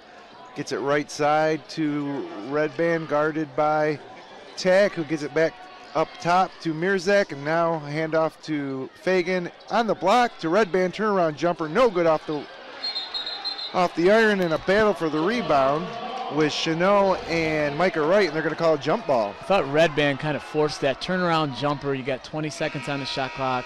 You know, I would keep feeding the guy who has got you to this score right now. I mean, right. I would look for him every single time. Surprised to see Red Band fade away on the last 2 or 3 post opportunities he's had, they've been fadeaways. He's got such a height advantage, go at the rim. And maybe pick up a foul while you're at it. Tyler Collins with the ball out front, guarded by Mirzak, now to the corner to Bratcher, back to Collins, he'll take another 3, and this time, nothing but net. And that's a big shot. Newark did change their offensive look, went to a little 2-1-2 versus the 3-2, and they've got 2 wide open looks for Red Collins. Band almost turned it over there, guarded by Collins, but they break the pressure, and now Justice Fagan will take over, this time guarded by Bratcher. It's like they're taking turns guarding Fagan. Red Band drives the lane, left-handed layup off the basket and good, but they're counting the basket. NBA apparently here. We are in a big arena. Tough call for Newark. Coach Amarilla cannot believe it. And also another foul for Newark. The rest of the game, every foul, Batavia is in the bonus. And there's 6 minutes left to go here in the third quarter, and Red Band starting to pick up the pace as he makes the free throw. I'm going to think Newark is going to stay in this 2-1-2 look, flashing a guy to the high post. Like I said, Collins been wide open. Red Band now with 11 on the game, and here comes Newark. Tyler Collins controls right side, kicks it down to the corner to Micah Wright, back to Collins. Collins drives, spins, foul line, gets it over to Dingman to Bratcher for 3 from the corner, off the back iron, no good, and Batavia controls the rebound. And here comes Justin Fagan for Batavia. Down 2, 5:34 to go, fourth quarter. Gets it out top to Mirzak and then to Red Band, and then out comes Lasket to control it. And Bratcher on Fagan Bratcher's right on now. Fagan this time. Yeah, now Newark just seems to be matching up. Red Band into the lane, pulls up from 6 feet, off the back iron, no good. Rebounded by Micah Wright. He's on the run. Jamie Rosser ahead. Off the pass from Micah Wright, lays it in. And Newark extends their lead now to 4 with 5:03 remaining, and Red Band dribbles between two Reds defenders, almost goes over and back with a pass. He had to hang in the air before he released that pass to Justice, or it would have been a backcourt violation. And now Justice controls, this time guarded by Micah Wright. Zoran Bratcher on Red Band. And Fagan drives, unselfishly passes to Chanel. Misses the chippy. Misses the chippy. Oh, they gave him a foul. Late call. I thought it was the right call, though, Jim. I thought he got fouled. He's got to make that layup. You know, if you're Justice Fagan, you're almost saying, man, do I have to score? I mean, he gets by his guy every time. Made the right read. And Chanel misses a wide open layup, but he's fouled. First free throw, no good, and Chanel still looking for his first points here in this ball game. He hasn't shot it too much, but he's 0 for 2 from the field, and now he's 0 for 1 from the line. I think even off a make here, Newark has to look to push, because when they have pushed, they have got layups and 2 big missed free throws by Batavia. Second free throw, no good by Chino, and now it's outlet to Tyler Collins, and here come the Reds. Behind the back pass over to Ron Derek Morris in the corner, gives it back to Collins, who will reset. 4:32 left to go. Class A2, Section 5 semifinals. Jamie Rosser finds right in the corner for an open 3 off the rim, and no good. Still, I like the adjustment by Coach Averillo with the 2-1-2 high post. Got a good look. Rebound by Mirzak, gives it to Fagan, and now Fagan works against Ron Derek Morris. As Shamara Logan gets set to check in, next dead ball. Now it's Mirzak out front, guarded by Micah Wright. Finds Fagan on the right wing, foul line extended, still guarded by Morris. Looks to work off a pick. He goes the other way, drives the lane, off the rim, and gets the roll. Again, Fagan gets in the lane. That time, you know, it's the fourth quarter. You're a senior. Takes it upon himself to cut the lead to 2. And Reds wasting no time coming the other way. Jamie Rosser had the ball, foul line extended. It looks like a blocking call on Red Band, but the story of the night so far, Justin Fagan, 25 points.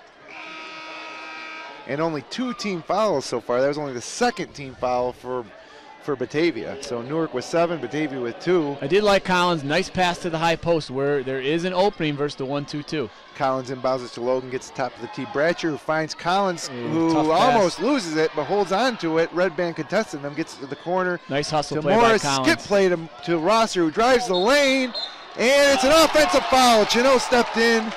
I like the call again. I think he had position, he was set, you know, Logan's just a little, or Rosser just a little out of control. It's Rosser's 3rd foul. And with just a 2-point lead, 3:32 left to go here in this fourth quarter.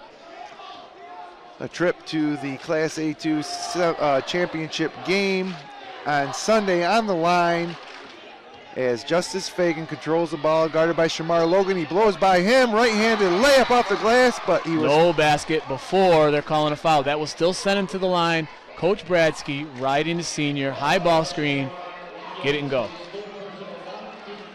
Yeah, he went right by Logan, and Logan had no choice but to foul. Now, does Rosser only have 3 fouls or 4? Seems to me he may have 4. He might have 4. There's no score. Tough to tell here at the arena.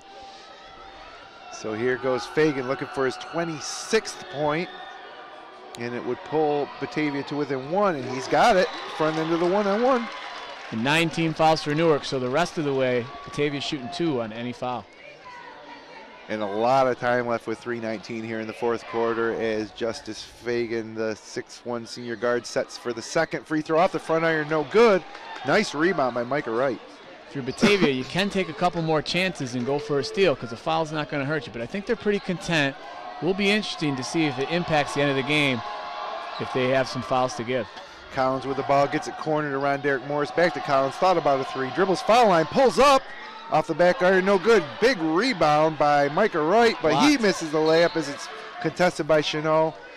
Then got his own rebound, and it looks like they got a Batavia foul. For Newark, Rosser out of the game. Carried them the first half. Must have 4. What you think? Are they giving him a blow with 2:55 left? Timeout in Batavia.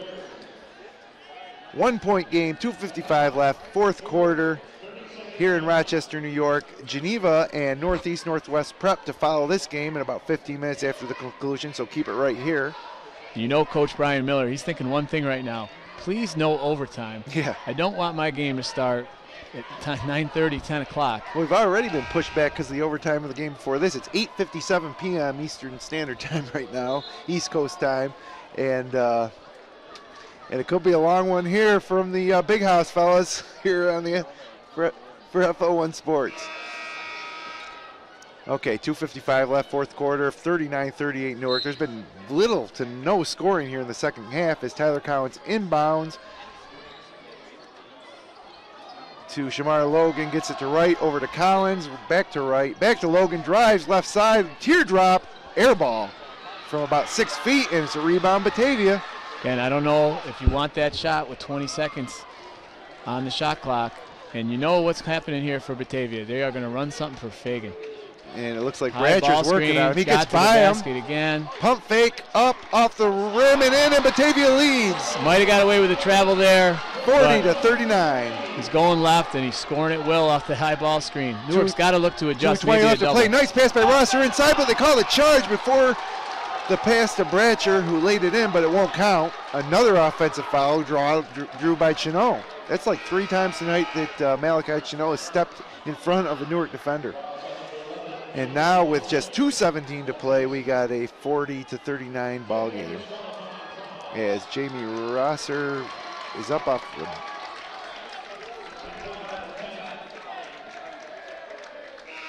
That's Jamie Rosser. They tagged with that foul. That's his 5th. I believe he just fouled out. Yeah, I was wondering. I thought he had 4. That's the only reason he wasn't in the game. So now he's on the bench. He's encouraging his team. I like Rosser's reaction, though. Didn't get a technical, kept his head. Is encouraging. Tough second half for him, but he's still into the game. Great reaction. He's really encouraging his team from the bench, knowing that this could be his last game, and now he can't do anything about it. Bratcher is in. And again, for Batavia, they can run a little clock, but you've got to get the ball back. Oh, red out dribbles. Oh, that is a tough call on Zeron Bratcher. Red Band was dribbling right side. Bratcher was all over him, and Red Out appeared to push off with his left hand, knocked Bratcher over. Referees tag Bratcher with the foul. Batavia fans excited. Red Band, pretty good shooter. He's going to get 2 here. And again, for Batavia, only 3 team fouls. So if it stays like this in a couple possessions, they may be able to foul to not allow Newark to get a shot off. That's Bratcher's 4th foul as well. So 1:59 left, 40-39. Batavia leads. Big free throws coming here by Red Band. He makes the first. 2-point lead. And Red Band has 12 points on the night. He steps up to give Batavia a 3-point lead with a second free throw, and he does. Batavia up 3, 1:59 fourth quarter, and here comes Newark. Tyler Collins over the half-court line. Newark really struggled versus this 3-2 zone to get good looks. Where are they going to go? And I think you got to go high post. Finds right side to Ron Derek Morris, but gets it back, and now it's high foul line to Bratcher. Finds Micah Wright for 3. Off the rim, no good. Hustled by Bratcher. Corrals the rebound. There's a whistle. Foul by Batavia, looks like, however. Yeah, it looks like they're going to give it to Red Band. Not going into the bonus. Newark ball underneath. Minute 38 to go. Down 3. And it'll be Tyler Collins inbounding from the corner near under his own basket. He hands it off to Ron Derek Morris. And they work it around the outside, and now Collins gets it back, guarded by Fagan. 3-point game, 129 from the Blue Cross. Collins works on Fagan, spin move in the leg, teardrop, good! Tyler Collins with a big shot. The junior point guard pulls Newark to within 1, 42-41. 122 left here in the ball game. And as he's been compared to on your Upstate Hoop podcast, Tyler Ennis. That's just like him right Tyler there, Collins struggled for a lot of the game from the field. Comes up with a big spin move in the lane, in traffic. Huge shot for Newark, only down 1. And they've got, I think, basically good half-court defense here. You know, I try to make anybody shoot it but Fagan. I would let anybody else touch it. No. And I personally, you know, I don't know about the full court pressure here, but because with a foul, you send him to the line. Now, again, Batavia, only 4 team fouls. Is that going to be a factor, especially if they can get a bucket here? That was very Ennis-like, controlling the ball, working into the lane, and then the teardrop, nothing but net. 42-41, Batavia leads Newark. Jamie Rosser out with 5 fouls for the Reds. They're going to come back with Ron Derek Morris, Tyler Collins, Phil Tack, Micah Wright, and Zeron Bratcher. Bratcher also with 4 fouls right now. And here comes Batavia. They're going with red band. And Newark sticks with what they do best. They're in full court press, hoping to get a steal. Red band, Mierzik, Chanot, Fagan, and Laskett for the Blue Devils. Up 1, trap in the corner by the Reds, but he's free, gets it to Red Band, who now could be dangerous for Batavia. Gets it to Chanot, and they're going to get it across. Minute 13 left in the ball game. 1 point, Batavia Blue Devil lead. And Fagan passes it left side foul line, extended to Redout, gets it top of the key to Chanot, still looking for his first field goal. Good denial by Collins. Oh, great denial. It's over and back. Forced a turnover. Defense. Tyler Collins switched off of the reversal. You know, I got to think if I'm Batavia, I just don't let it leave his hands. You know, just let him hang out and set the ball screen. And they had trouble getting it back to him. Now Newark can take the lead with a minute to go. 59 seconds, inside 1 minute. 42-41, Batavia leads. Tyler Collins gets it left side to Micah Wright. Zips it inside to Tack, but he couldn't handle it. What a great look by Tyler Collins. It was a great pass. Don't know if Tack was ready for it. I just don't think Tack was expecting it. It was a great pass. Full court pressure again. Tack on Red Band on the ball, and they get it to Fagan, who works it up the court and gets it across. Now, will Newark foul and extend the game? I suspect they're going to play good half court. 42 seconds on the game clock, 27 seconds on the shot clock. Batavia does not need a quick shot here. Although there goes Fagan to the rim and blocked by Micah Wright. Way too early of a shot. He's got the ball heading down the right side of the court. He goes up for a layup. Off the rim, no good, and it's loose ball rebound Batavia, and they don't have to shoot. Oh, and a foul on Newark. You know, they need the foul. If you're Newark there, you got just what you wanted. You had the trap. Batavia shot early. You had a transition opportunity. Micah had a pretty good look.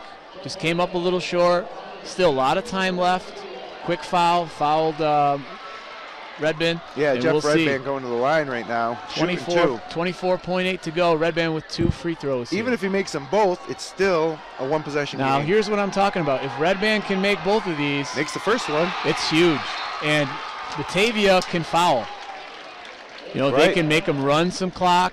They can foul. I don't like to foul. I wouldn't want to foul and get it to 6 because then you put them in the bonus. But this is a big free throw here to put them up 3. Red Band's second attempt is in, and it's a 3-point Batavia lead, 44-41, inbounding to Tyler Collins, 23 seconds, 22 seconds. You've got to extend this zone if you're Batavia. They are not allow a 3. Shamar Logans checks into the game also for Newark here. Micah Wright controls it out front. Be a good time to foul by Cornell. Now. Finds Shamar Logans. Top of the key, gets it over to Collins, thinks about a 3, drives by Cornell, then stops and pops off the backboard. No good, didn't even draw iron. And Micah Wright with a hard foul. For Newark. 4.3 seconds left, Zach, and it's not looking too good for the Reds. No timeout for Newark. Batavia didn't use that foul to give as I was anticipating, but still not a high quality shot. I thought Newark might have settled for the 3 a little bit there. Maybe look to get a quick 2, call a timeout, extend the game, because sometimes with that penetration, get a kick out 3. But Collins, tough shot. It was good defensive possession for Batavia. They extended their zone a little bit, and you got to wonder if maybe Coach Avrilla might have called a timeout there before set something up. Well, you know, he's called a couple timeouts versus zone, and they haven't got a good look. Maybe just if your strategy is you want to go for 2, maybe a timeout. But sometimes you do better when you're not setting anything up, because then you let the defense set up, and Coach Bradsky would have been able to tell them, you know, we have this foul to give. Looking tough here. 2 free throws. Fagan shooting, correct? He's been money all night for Batavia. He's got to knock 1 down, and the game's pretty much over. If he misses both, you do have a shot at a prayer. First time we made the finals when I was the head coach, the same thing happened. Best player for Cuba Rushford missed 3 free throws, or 2 free throws, and we got a desperation 3 off that we missed from Derek Farah. But Newark looking a little dejected out there while they wait for Batavia to break from the timeout. Guys got their heads down, hands on their shorts. And it's tough, you know. You battled all game. They're really winning most of the game, and just really had a hard time solving. this zone. And let's be honest, the best player on the court is shooting the free throws right now. He had a phenomenal game, and this can pretty much finish it here for Batavia. Batavia's got nobody on the line. Fagan set to shoot the first. In short. Now I don't like Batavia not having anybody up here. Especially now. Because you can foul. There's no reason Newark should get a 3 off uncontested. And they're going to be able to advance the ball without any trouble if Fagan misses the second free throw. If he misses his second free throw. Here we go. Second free throw up and good. 4-point lead for Batavia. 4.3 seconds left. No reason to worry about that now. Coach Bradsky calls a timeout. He's going to tell his players, make sure they throw it in the backcourt. You don't need to foul them now. If they happen to score, don't touch the ball. Now, I'm not sure how many timeouts Newark has left. If they're out, the game is over. Yeah. The game is over as long as you don't foul and they shoot a 3. So I'm sure he's reminding his guys, don't go for a block. You saw earlier in a game that you guys did. I think we had the same situation versus Miners. I'm not sure the timeout situation for Newark. Looks like I think they're out. So if they're out, the game's over. You know, really, all Batavia has to do is stand on the court. But it's tough to tell here at the arena. It does look like they don't have any left, but we'll see. Well, 45-41, 4.3 seconds left to play. Newark's going to be inbounding under their own basket. I do see a player or a coach on the Batavia side signaling to foul, and I can't see them doing that right now. I can't see them fouling. If they do, you actually do give Newark an outside chance because you can score some points with the clock stopped and then miss the second free throw. A lot of things have to happen. I just make them pick it up. Make them pick it up. Batavia's got a couple to give. That's why they want the foul. Correct. Yes, but still. Right with the ball, he's fouled by Fagan. I'm shocked at that. I'm shocked. So Fagan fouls right off the inbound. You didn't give up much time. 3.5 now left with a 4-point lead for Batavia. And I love it with a 3-point lead. Yeah. With a 4-point lead, I just don't think it's necessary. You don't foul at all. Because what if there's no 4-point play if you don't foul? I don't want my player anywhere near. Bratcher inbounds to Collins. Collins' half-court heave is short, and with 0.8 seconds left in the ball game, the ball goes out of bounds. Batavia will inbound, and this looks like the Newark Reds season's about to come to an end, along with the careers of Jamie Rosser, Micah Wright, Zeron Bratcher, and they inbound it, and there you have it. The Batavia Blue Devils are heading to the Class A2 section finals, where they'll meet the winner of Geneva Northeast Northwest College Prep to foul. And Zach, that is a tough loss for the Reds because it seemed like they controlled most of the game, lost the lead late. It was a one-man show for Batavia that they just couldn't stop Fagan from scoring. He ends up with 26 points on the game. Couldn't stop them from scoring. Newark struggled mightily in the second half to score 13 points, I believe, is all they came up with. And, probably in the half-court set, I bet you they had 6 or 8. Most of their points came in transition. Give Batavia credit. They got back. They had the score where they wanted it. I don't think they wanted the score in the 60s or the 70s. They liked the score where it was in the 40s, and tough loss for Newark. Tough loss indeed as they head back into the locker room, and Batavia players still celebrating on the court. Coach Havrilla heads across the court as Coach Bradsky waves to his the students, and they're pretty pumped up. Havrilla walks right by him into the locker room as Bradsky hugs Fagan, and the Blue Devils, for the second year in a row, end the Newark Reds season. Both times here in the big house. And here comes Northeast Northwest College Prep out to, actually that's Geneva coming out. Geneva right out, 15-minute warm-up time, probably due to the overtime early. I was surprised that they had 20 minutes the second game. I thought usually a 15-minute warm-up, but they get right at it here in the Blue Cross.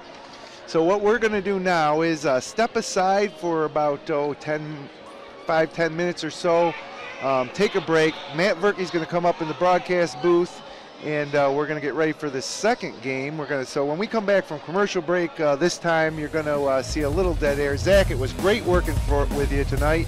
Thanks, Jim. Had a good time. And once again, it's the Batavia Blue Devils defeating the Newark Reds to advance to the Section 5 Class A2 Finals. We hold on to the things that really matter. Welcome to Generations Bank.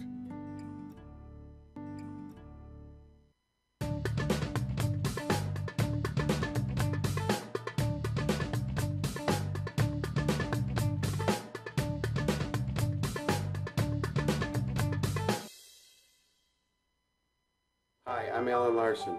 At Seneca Meadows, landfill gas is used as fuel to generate electricity to power between 12,000 and 18,000 homes. And because this fuel is burned at high temperature, it doesn't go into the atmosphere.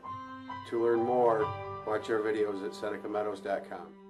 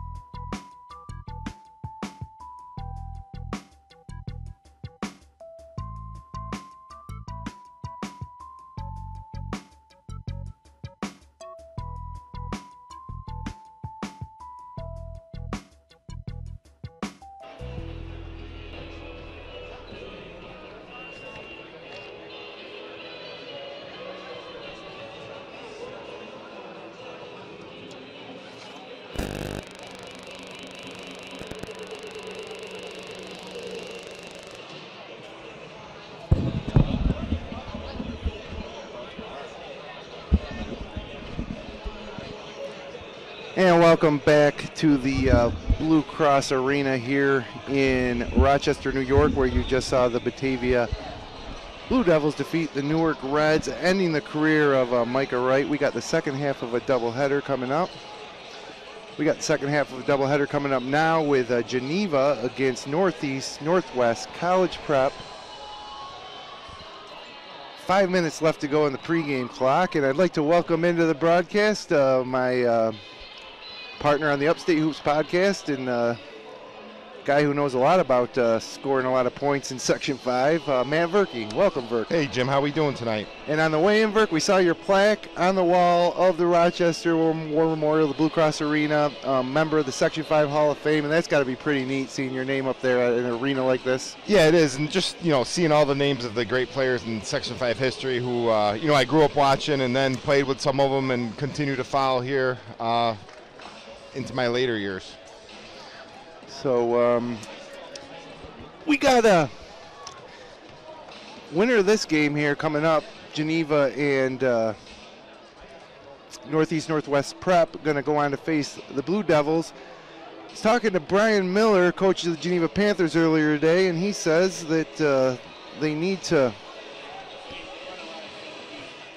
What's that? Oh yeah. Yeah, Brian Miller says that they need to control the rebounding. This Northwest College Prep, one of the best rebounding, specifically offensive rebounding teams that Geneva will have seen all year. They get a lot of their offense from putbacks. Not a great perimeter shooting team. Play a lot of junk defenses, triangle 2, box and 1. A matter of fact, this Northwest College Prep beat the Wayne Eagles with a box and 1 in Hollenbeck late in the game in the quarterfinals. Yeah, I saw Coach Miller down before the game. I was kind of talking to him for a little bit, and he says they just like to mix it up, play a bunch of different defenses. They'll go triangle and 2, box and 1. You never really know what they're going to do, so you got to be prepared for a lot of different things. Like you said, this team doesn't shoot it extremely well, but basically what they do is they throw it up on the board and go after it. And and I know we were talking, and Coach Miller thought if they could keep the rebound battle, just be close, he thinks they'll come out on top in this game. And, and Geneva's obviously led by their do-everything, inside-out player, Junior Sims. And, we expect big things from him tonight as well. Now, Junior Sims was great in the first round play. He had 31 points and 16 rebounds in their win against Monroe in the quarters. And I imagine Northwest will be controlling or keen on Sims a little more, so it'll be tough for him to get those numbers, but you're going to need other guys like Terrell Johnson Jr., Akia Jackson, Steven Dolgus, Trevor Doduro. You're going to need those guys to step up, or you're going to get Jack Walwork coming off the bench, Ditalian Dennis. Going to need some production from elsewhere besides Sims, I think, because you imagine that the NENW College Prep Panthers, it's going to be a mouthful tonight. Let's call them College Prep. Okay, prep or just prep? Prep, all right. Because the other confusing thing is that they're the Panthers. Right, so Geneva's we the can't Panthers. go with nicknames tonight either. So, yeah, and, just commenting on that earlier game, what a game by Justice Fagan.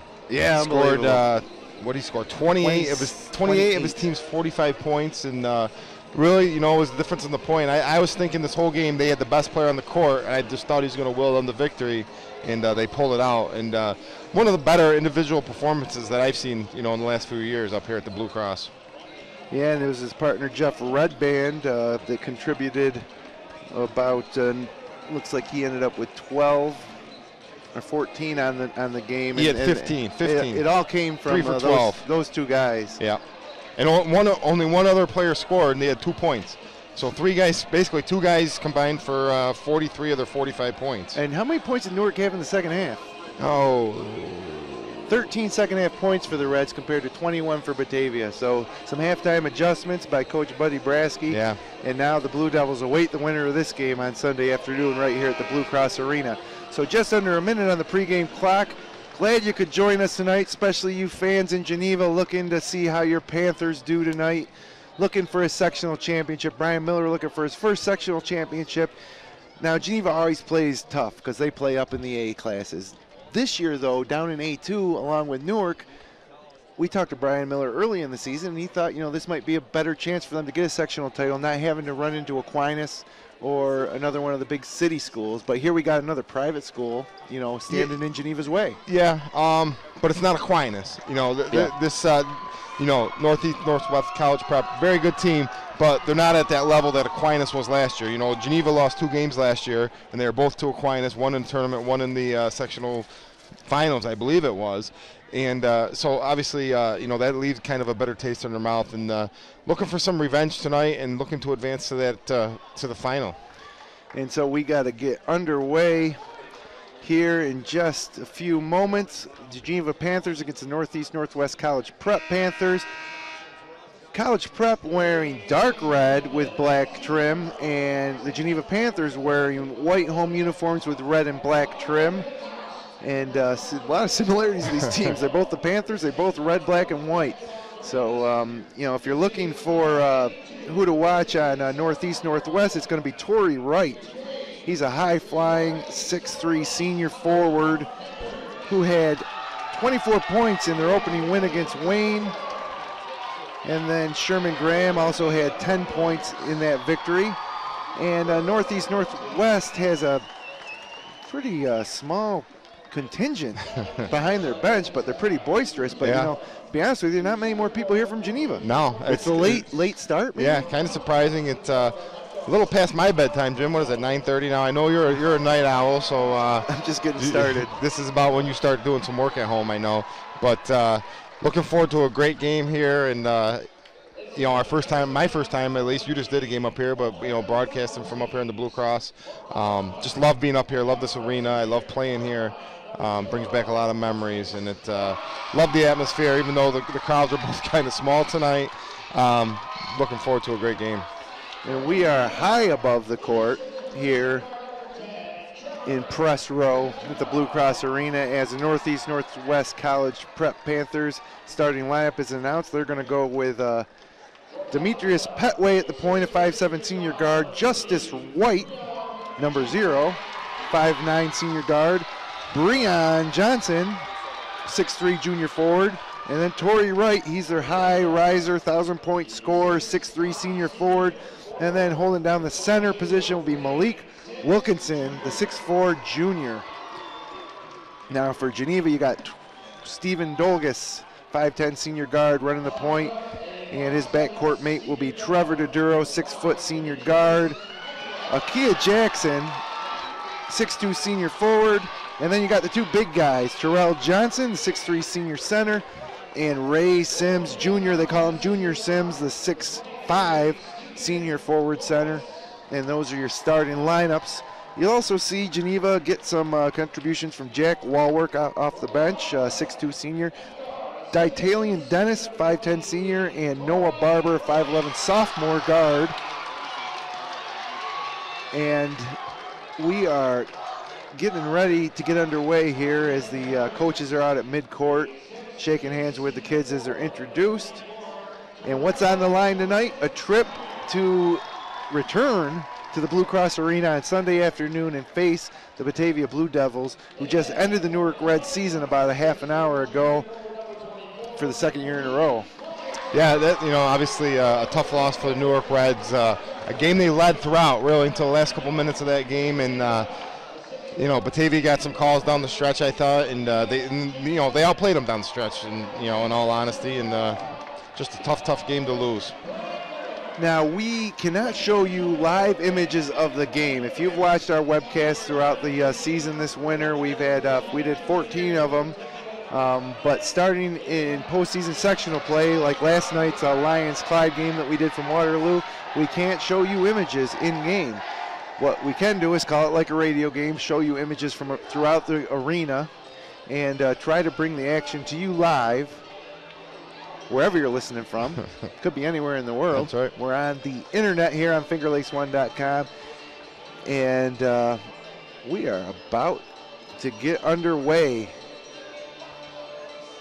So Coach Brian Miller does a great job with these kids. He's done a great job this season. The Panthers 17-2 on the year. Finger Lakes co-champs. Last year they finished 19-2, losing to Aquinas in the Class A semis. So they lost. This is where they lost last year. That was a 62-54 decision. They defeated Monroe 77-44 in the quarterfinals this year, and they're going up against Northwest College Prep, 11-8 this season, playing in the tough Rochester City Athletic Conference, 6th place in that division. East High was the champs of that conference. Head coach Kyle Crandall. Last year they were 9-11, lost to Newark in the B1 semis, 70-44. They defeated Wayne 66-57 in the quarters to advance, and it will be Terrell Johnson jumping against Malik Wilkinson as we're about to get underway from the big house. Geneva versus College Prep, and College Prep controls the basketball. Breon Johnson with it. Geneva starts man-to-man. We'll probably see some 1-3-1 from them. They like to do that. Coach Miller might be a little leery of going to that defense because of the rebounding prowess of Torrey Wright. Prep. Torrey Wright works on Junior Sims into the lane, and they got a foul, early foul. Yep. I think that was Jackson. Who did they give that foul to? It's tough to hear him up here. I think it was Jackson. I'm not positive, though. Kia Jackson. Okay, Prep inbounds. A driving layup blocked by Terrell Johnson. A run out for Geneva. Off the glass, no good, and a foul. And Akia Jackson goes down hard, but he gets right back up. Looks like he's all right. Looks like Akia Jackson cut his hair since the last time we saw him, Verk. Yeah, I can't tell if he's got a headband on. Yeah, it's tough to tell. So Akia Jackson goes to the line to shoot two, trying to break the ice on this ball game. 7:35 left first quarter. Jackson shooting two. First one's up and good.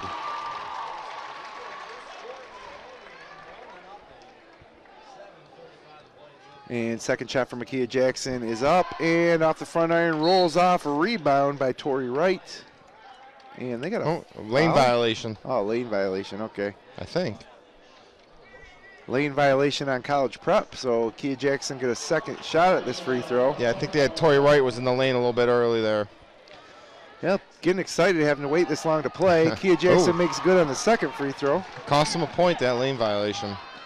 And now here comes College Prep with the ball. And here's the 1-3-1 from Geneva. It didn't take them long. They went right into it.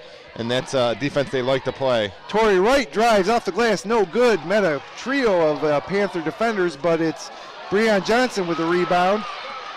And now he gets it out to Demetrius Petway, who finds it back to the big man, Malik Wilkinson, who is fouled going up by Junior Sims or Terrell Johnson. Who are they going to give that to? I think that was the Duro down low reaching in, number 10. Yep, that was the Duro. So his first foul.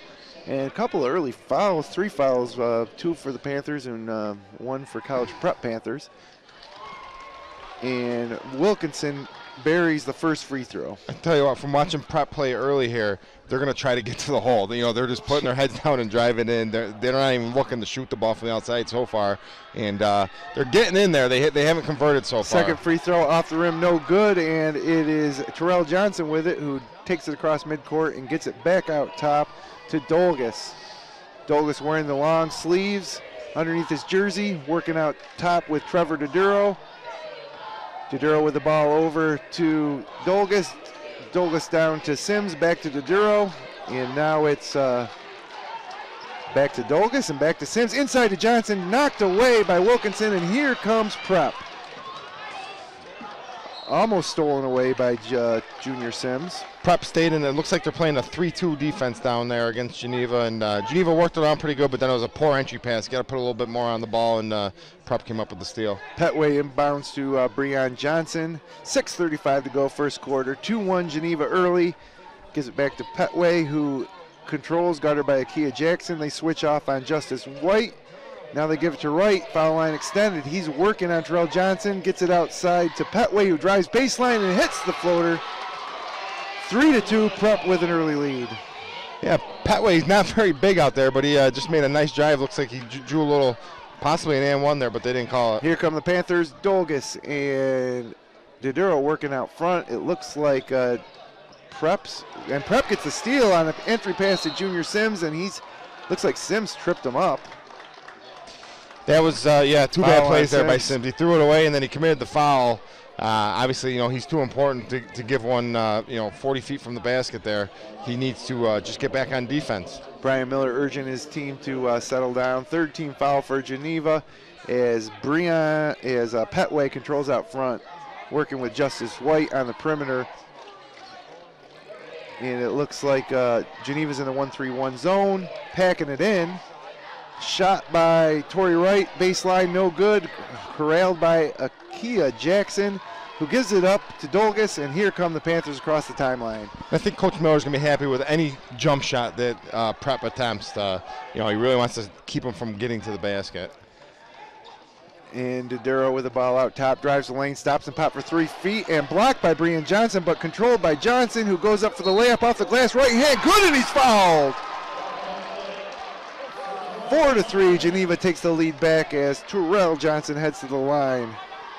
Doduro kind of got a little bit lucky there, kind of got a shot block, but it hustled and ball ended up with in Johnson's hands. He went to the hoop for 2. So Johnson trying to give Geneva a 2-point lead, and he does with a free throw. 4-3, Geneva Panthers early, 5:17 to go first quarter. Brian Johnson working up top with Demetrius Petway for Prep, gets it right side to Brian Johnson, thinks about a 3. Back to Petway to the corner, and Justice White lets a 3 go off the back iron, no good. Rebounded by Torrey Wright, who got way up for that one. Works against 2 Panthers defenders, lays it off the glass, and good. Ties it up at 5-5. No, that was that's Coach Miller's biggest fear there, and so far, Prep's gotten 3 or 4 offensive rebounds already. Geneva's got to, even out of that zone, they got to find somebody and box them out. And Geneva working, gets the 1-3-1 out top to Dolgus. Dolgus over to the corner to Sims, who tries a corner 3 off the back iron, no good. Terrell Johnson went for the rebound, but slapped it off the backboard. It leads to a run out by Prep, and there is Malik Wilkinson missing the chippy. He tries to get the layup, or the rebound, but it is controlled by Doduro, and here come the Panthers. Long run out, Akia Jackson, layup. Great look by Trevor Dolgus. He found Akia Jackson ahead of the field, and now Jackson has 5 of Geneva's 7 points as the Panthers lead 7-5 over Northeast Northwest. 4 minutes to go, first quarter. Entry pass to Wilkinson, gets it outside to Justice White, who buries a wide open 3 in the corner to give Prep the lead. Nice inside out there, and White was able to knock down the 3-point shot. So here we go again with the Panthers with the ball. Working around the outside, there's Akia Jackson, Trevor Doduro, Stephen Dolgus, Terrell Johnson working the paint, and Sims is in the far corner. They are spreading out, Geneva. Kind of surprised Prep with all the quickness they have on the floor. They're kind of sitting in a 2-3 zone. I would think a man-to-man might fit there. them a And little bit. Dolgus lets fly for 3 off the rim, no good. Rebound by Jackson, and they'll reset. Jackson open in the corner, finds Sims underneath. Nice look to Doduro to Terrell Johnson, who lays it off the rim with the right hand. Great pass by Ray Sims Jr. Yeah, that's how you beat the zone right there. Hit it on the baseline, nice dump down, 2 points. 9-8 Geneva, 3:11 left, and it looks like Brian Johnson traveled, and Panthers get the ball right back. So we got Jack Walwork, Geneva football quarterback, first man off the bench. He's replacing Trevor Doduro, and the Panthers will get to work again as Prep is packing it in, not extending the defense. Geneva Panthers spreading out on their offensive set with just Terrell Johnson going post to post as the ball gets swung around the outside. Walwork with it, finds Dolgus, who takes one dribble and then gets it to Sims in the corner. Back to Dolgus, back out top to Walwork, he might be their best 3-point shooter. Akia Jackson to the block to Sims, back out to Walwork for 3, short, no good. Rebound, Justice White, and White finds Brian Johnson at the top of the key, and he fumbled it and traveled. Another travel, 2 times down in a row now. Prep's traveled. I think Geneva needs to do a little bit better job of penetrating that zone. They're kind of working the ball around the perimeter a lot. Some of those guards got to get in that lane area and look down to the block or look to kick it out for a 3-point shot. You can't just pass it around. So Shane Grand checks into the game for College Prep for Brian Johnson, and the Geneva Panthers get to work here in the Class A2 semifinals. Sims with the ball foul line, finds Dolgus outside for 3. He misses from the wing, and it's rebounded by Torrey Wright, who now takes the ball coast to coast lays it up, too hard off the rim, no good. Wilkinson rebound, but torn away by Dolgus. Now Dolgus coming the other way for Geneva. Sims wants it top of the key, kicks it over to Wallwork, gives it to foul line to Johnson. Now Akia Jackson holds it in the corner, back out top to Dolgus, and the Panthers are going to reset with 20 seconds to shoot. 1:56 left, first quarter of play from the Blue Cross Arena. Geneva can't buy one from the outside right now. I think they're 0 for 5 or 6 from the three-point line so far in this game. And Prep just packing it in. Sims tries a three, high off the brim, no good. Rebound to Johnson, who lays it in right hand. Wallwork kept it alive. Johnson corralled it, put it right back up. And Terrell Johnson has 6 points, and Geneva's up 11-8. It's Demetrius Petway with the ball out front. Looks like 1-3-1 for Geneva with Akia Jackson at the top and Jack Wallwork at the bottom. Terrell Johnson in the middle. And they will probably stick with that for most of the game. You know, they start out man-to-man the first possession. I think ever since then they've been in a 1-3-1. Yeah. And Petway drives, but it's stolen by Akia Jackson, who gives it up to Dolgus, that's Dolgus, who dribbles into the corner and finds himself in a trap, but gets bailed out by Terrell Johnson, who then loses the ball, but he was fouled. No, out of bounds. Oh, he thought they called a foul. Out of bounds, stays with Geneva. Yeah, not sure where Johnson was going there. He should have just picked it up and gave it to a guard.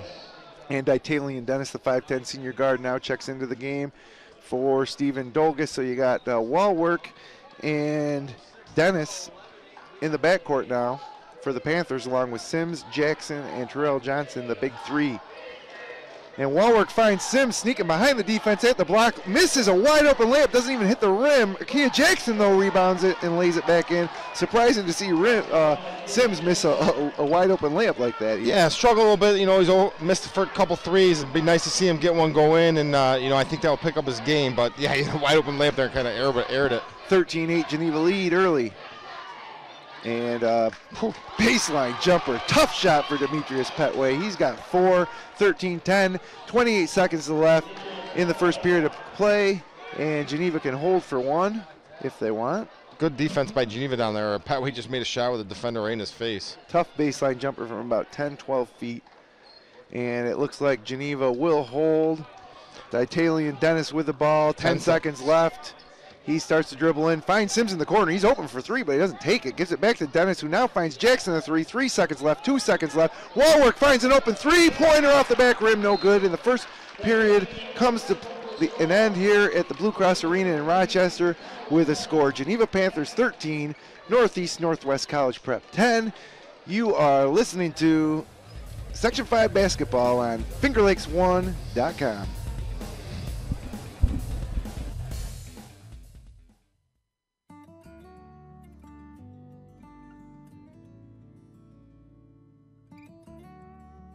We hold on to the things that really matter.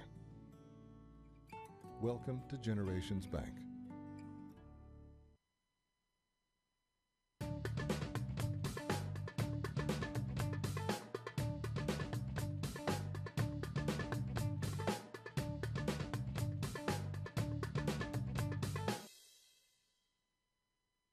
Hi, I'm Jody Torrio.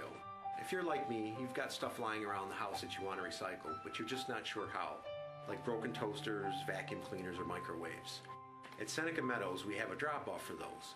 Bring in anything with a cord, and we'll make sure it's recycled properly through our partnership with 2TRG. It's that easy.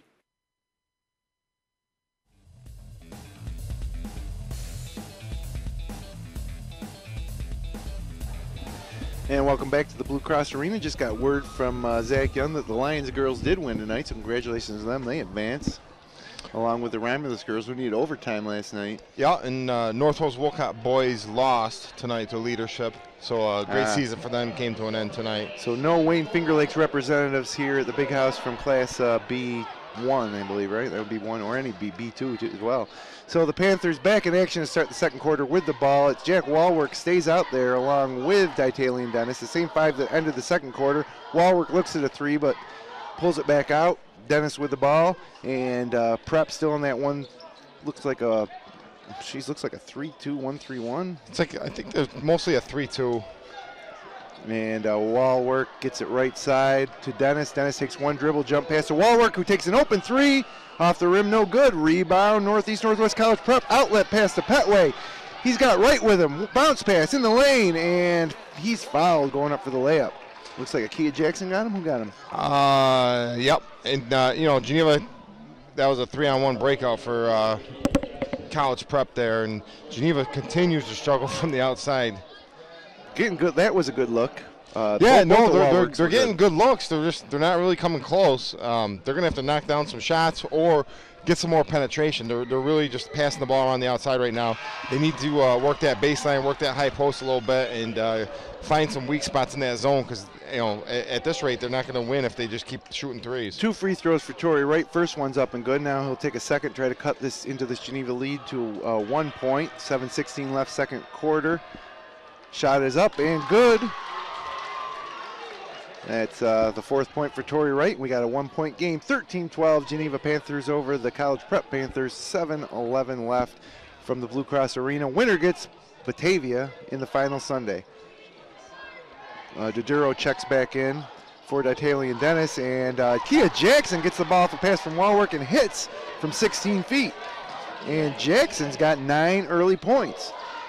Prep comes back the other way. A little trap in the corner leads to a pass. Kia Jackson got his hand on it, but it goes out of bounds. And Prep will have the ball back with 25 seconds left to shoot. Down 3. For Prep, it's Shane Graham, Demetrius Petway, Torrey Wright, Malik Wilkinson, and Jaleel Collins checking into the game. Steal by Akia Jackson, breaking out on the breakaway, misses a wide open layup. He's hanging his head. Prep's coming the other way. They got numbers. Pass to Wilkerson, misses the layup. I don't think I've seen this many layups in a while. Now Terrell Johnson had to run out, and he throws it off the hands of Akia Jackson, who was open again because he was hanging his head after missing the layup. But no points are scored out of that whole transition of events. Yeah, you know, at least could have been real big there if Prep would have scored, converted at the other end, but luckily they missed as well. So no harm done. Should have been 2 points for Geneva, and Kia needs to get back into the game here and get his head back into it. He kind of hung his head after he missed that one. 15-12, Geneva leads. 6:09 left, second quarter as Prep works it around the baseline. Both teams kind of packing it in a little bit. Yeah. Geneva extending it a little bit more this period. Finds the corner from Jaleel Collins, tries a 3, no good. Rebounded by Shane Graham, rejected by Terrell Johnson, and it looks like Stephen Dolgus is going to bring the ball up court with 5:45 left. First half action. Gets it to Wallwork. And again, Ray Sims is starting every possession in that right corner. As Wallwork gets a pass from Johnson for an open 3, but misses. Good hustle by Terrell Johnson Jr. getting the rebound, and they'll get it back out to Dolgus to reset. Back to Wallwork. He's missed 3 3-pointers from that same spot. He's going to be open again, though. He's open right now if they could get it to him. Skip pass for I think he's open by Sims. Design at this point. Yeah, he doesn't shoot this time. Gets it baseline to Akia Jackson, out top to Wallwork.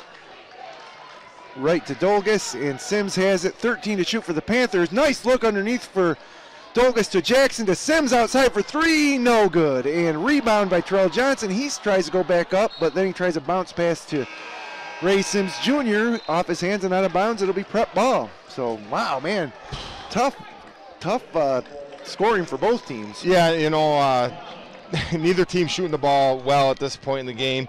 Geneva's getting great looks from the three-point line. They're just not coming close. They're getting some offensive rebounds, and they gotta attack the basket a little bit more, or find somebody who can make a shot. 15-12, 4:52 remaining, second period. Prep takes over.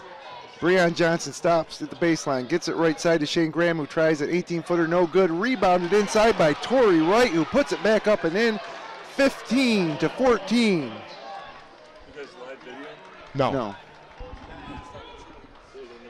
And Stephen Dolgus gets it across court to Wallwork, who gets down to Jackson. Now Dolgus gets it right side, wide open on the wing, pump fakes for 3, takes a dribble in and misses a 10-footer. Rebound, Terrell Johnson puts it back up. And we got a 17-14 Geneva lead, who they get a turnover. Get the ball right back. Yeah. He's got some Section 5 officials up here asking Yeah. for a live video. Baseline to Akia Jackson, who lays it up. No, don't worry, Section 5, no live in-game action. Akia Jackson now gives Geneva a 19-14 lead as we try to collect ourselves after that visit from Section 5. And it was Torrey Wright misses baseline, and he and Junior Sims are both down as Geneva comes the other way with Stephen Dolgus. See if Geneva can knock down a 3 here. They're getting open looks. Somebody just needs to step up and hit one. Dolgus controls the ball right side to Sims, gets it back to Dolgus. Dolgus over to Wallwork, thinks about a 3, gets it baseline to Akia Jackson. Jackson cross court to Dolgus, thinks about a 3, inside to Sims. Another pass to Jackson, who lays it in, and beautiful team basketball by the Geneva Panthers. Ray Sims on the assist to Akia Jackson. And the Panthers open up a 7-point lead, 21-14, 3:17 to go here in the second quarter of action from the Blue Cross Arena. So there you go. There's a little offense for you, Verk. Yeah, nice look by Sims. They finally got a cutter to the basket, and Akia Jackson laid it in. I think I'd like to see Sims maybe at that foul line area and put Akia Jackson work the 2 blocks, and because now Sims is just kind of out on that 3-point line, and he's not making his 3-pointers. So yeah, get him inside a little bit and let him attack from the foul line area. Ray Sims Jr. yet to score, and actually I got Akia Jackson for 13 and Terrell Johnson for 8. All of Geneva's points coming from 2 guys so far here in the first half. 3:17 to go, second quarter, and Northwest College Prep inbounds and will bring the ball up court. And it's Petway with the ball, working up top of the zone with Shane Graham. Akia Jackson bouncing back between the 2 of them.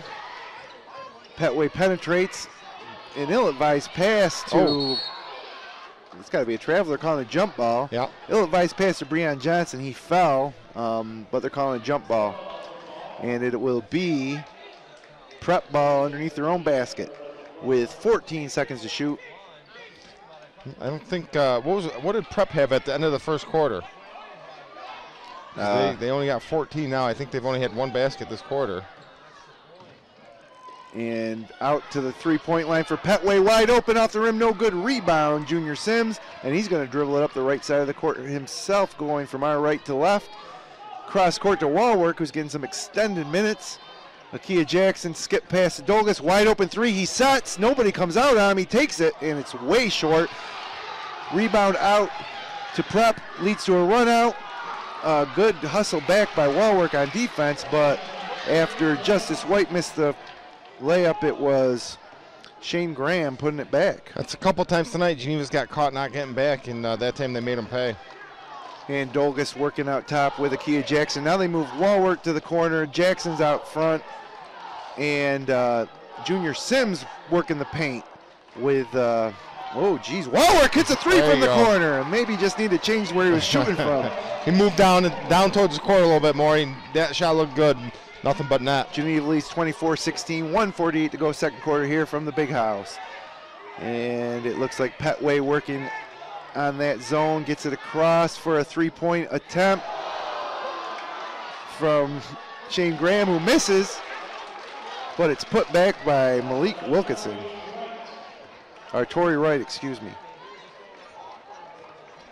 That's 9 points for Torrey Wright. That's what I got him for. And Stephen Dolgus with the ball out front. It's Dolgus, Wallwork.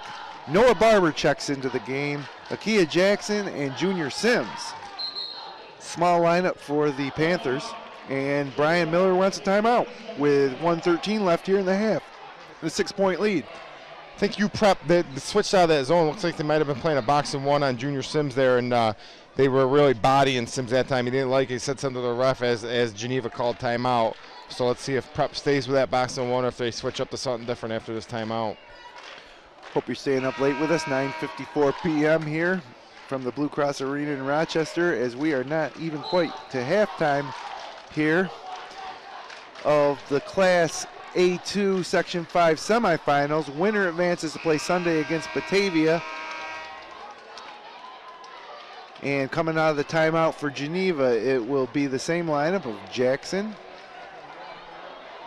Or actually, it looks like they put in Jackson, Wallwork. I think they put Doduro back in. They did. Doduro checks back in for Noah Barber. And so we got Dolgus, Doduro, Sims, Jackson, and Walwork, who gets the ball in the corner. Thought about a three. Instead kicks it back out to Dolgus. Back in the corner to Walwork. Back out to Dolgus, who's working off a pick from Junior Skims. He takes an ill-advised long three, but the shot clock is going down. Didn't hit the rim, but they didn't call a violation. And now Prep's on the run. And Torrey Wright off the glass, off a pass from Breon Johnson, and he's fouled. 24-20. And Torrey Wright is going to the line with a chance to pull Prep within 3 points with 48 seconds to go in the half. Prep stayed with that box and one down there, and it seemed to cause Geneva. They didn't really handle it too well, though. Had to force up a shot, and Prep got on in the break again. Or College Prep. Too many Preps. And Wright's free throw is up and off the back iron. No good. Big rebound by Wilkinson, but torn away by Sims, and now he gives it up to Jackson, who gives it back to Sims, and now point guard Stephen Dolgus controls it. And Walwork with it, out top to Sims, top of the key, over to the left wing to Kia Jackson. Skip past to Dolgus, who's open in the corner. Thought about a three, instead drives baseline, doesn't get it to go, and it's rebounded by Jordan Baker into the game for Prep. Thought Dolgus could have skipped that out to Walwork for the three in the corner there. Petway gets the ball in the wing, tries a 7-footer, misses a shot, and is pulled down by Walwork. Let's see what Prep's playing here. It's tough to, it looks like it's still that box and one. Sims tries a tough baseline jumper, three-pointer. He thought he got fouled. He's still on the ground. Prep tries a full-court shot, which catches nothing but air. And so, at the end of 2 quarters to play, the Geneva Panthers lead Northeast-Northwest College Prep by a score of 24-20. And we'll be back in a couple of minutes after a word from our sponsors. You are watching Section 5 basketball on FingerLakes1.com.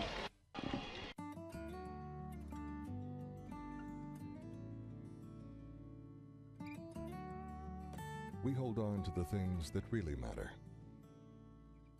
Welcome to Generations Bank.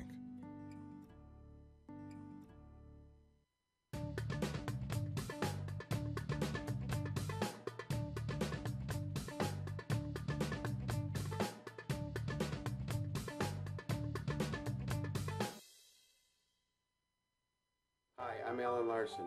At Seneca Meadows, landfill gas is used as fuel to generate electricity to power between 12,000 and 18,000 homes. And because this fuel is burned at high temperature, it doesn't go into the atmosphere. To learn more, watch our videos at senecameadows.com.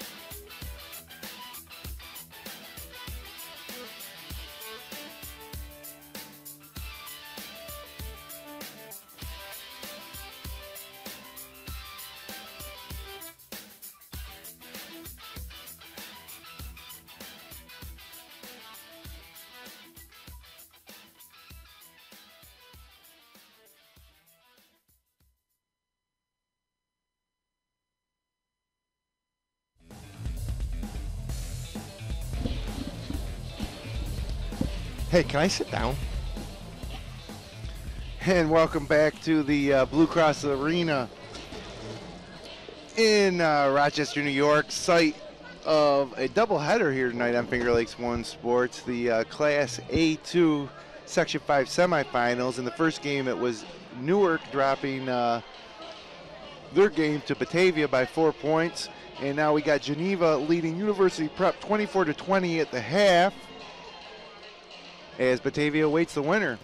And that game will be on Sunday afternoon We're waiting on the first half stats to be delivered, but what they're going to see is a lot of points from Akia Jackson, a lot of points from Terrell Johnson, a lot of points from Torrey Wright on the college prep side. Unofficially, I got Jackson for 13 and Johnson for 8. Yeah, I think it was 13 and 9 officially. I heard it over the speakers, and then somebody else had a bucket, and that was it for Geneva. Obviously, we kind of talked about it at break. Had a 3, yeah. And, Sims Jr., he's been shut out so far. Yeah, Junior Sims, after coming off a 31-point and 16-rebound effort in the quarterfinals, held scoreless. And really, if Geneva had made a few more shots, this lead might be 10-12. Prep had made a couple tougher shots to kind of keep this game close, but it looks like Geneva, if they would make their shots, would be able to pull this one off ahead to the finals. Yeah, it's a game that kind of makes you a little nervous if you're a Geneva fan, in that I kind of feel like Geneva should be up, 10, 12 points, not 4 points.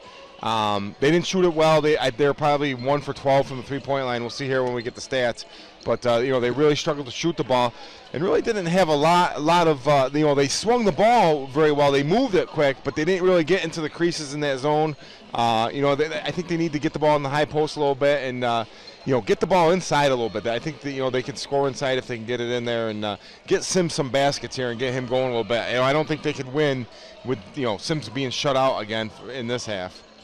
Yeah, I'd agree with you there. Thought we saw Zach heading up with the stats, but maybe he stopped to get some popcorn. Here he comes. I'd like to see the rebounding stats also. Obviously that was a big concern of Coach Miller coming in, was the offensive boards for Prep, and Prep's done a good job. I bet you they're in double figures in offensive rebounds already. Thanks, Zach. So we got some first half stats for you here. For college Prep, it was Torrey Wright with 10 to lead the scoring, and Demetrius Petway, point guard, with 4 points.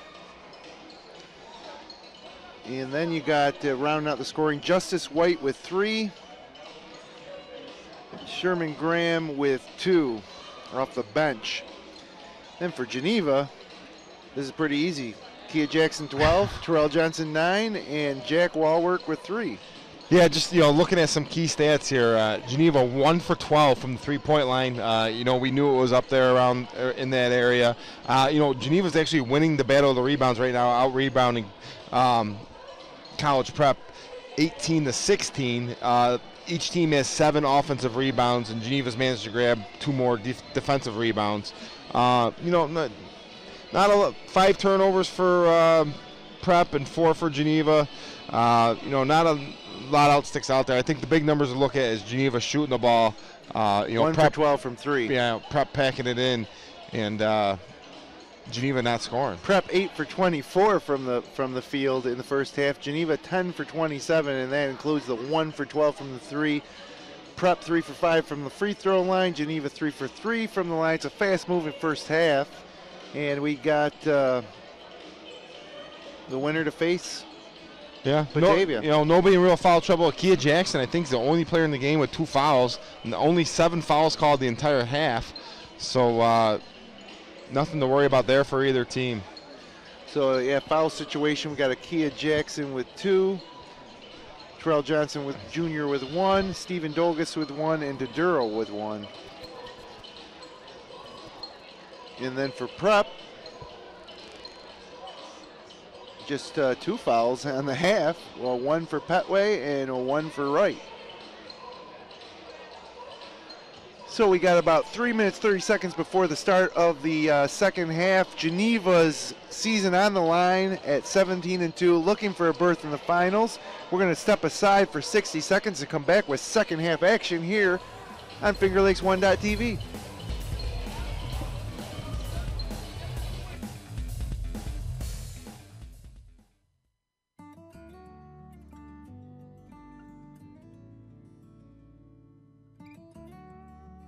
We hold on to the things that really matter. Welcome to Generations Bank.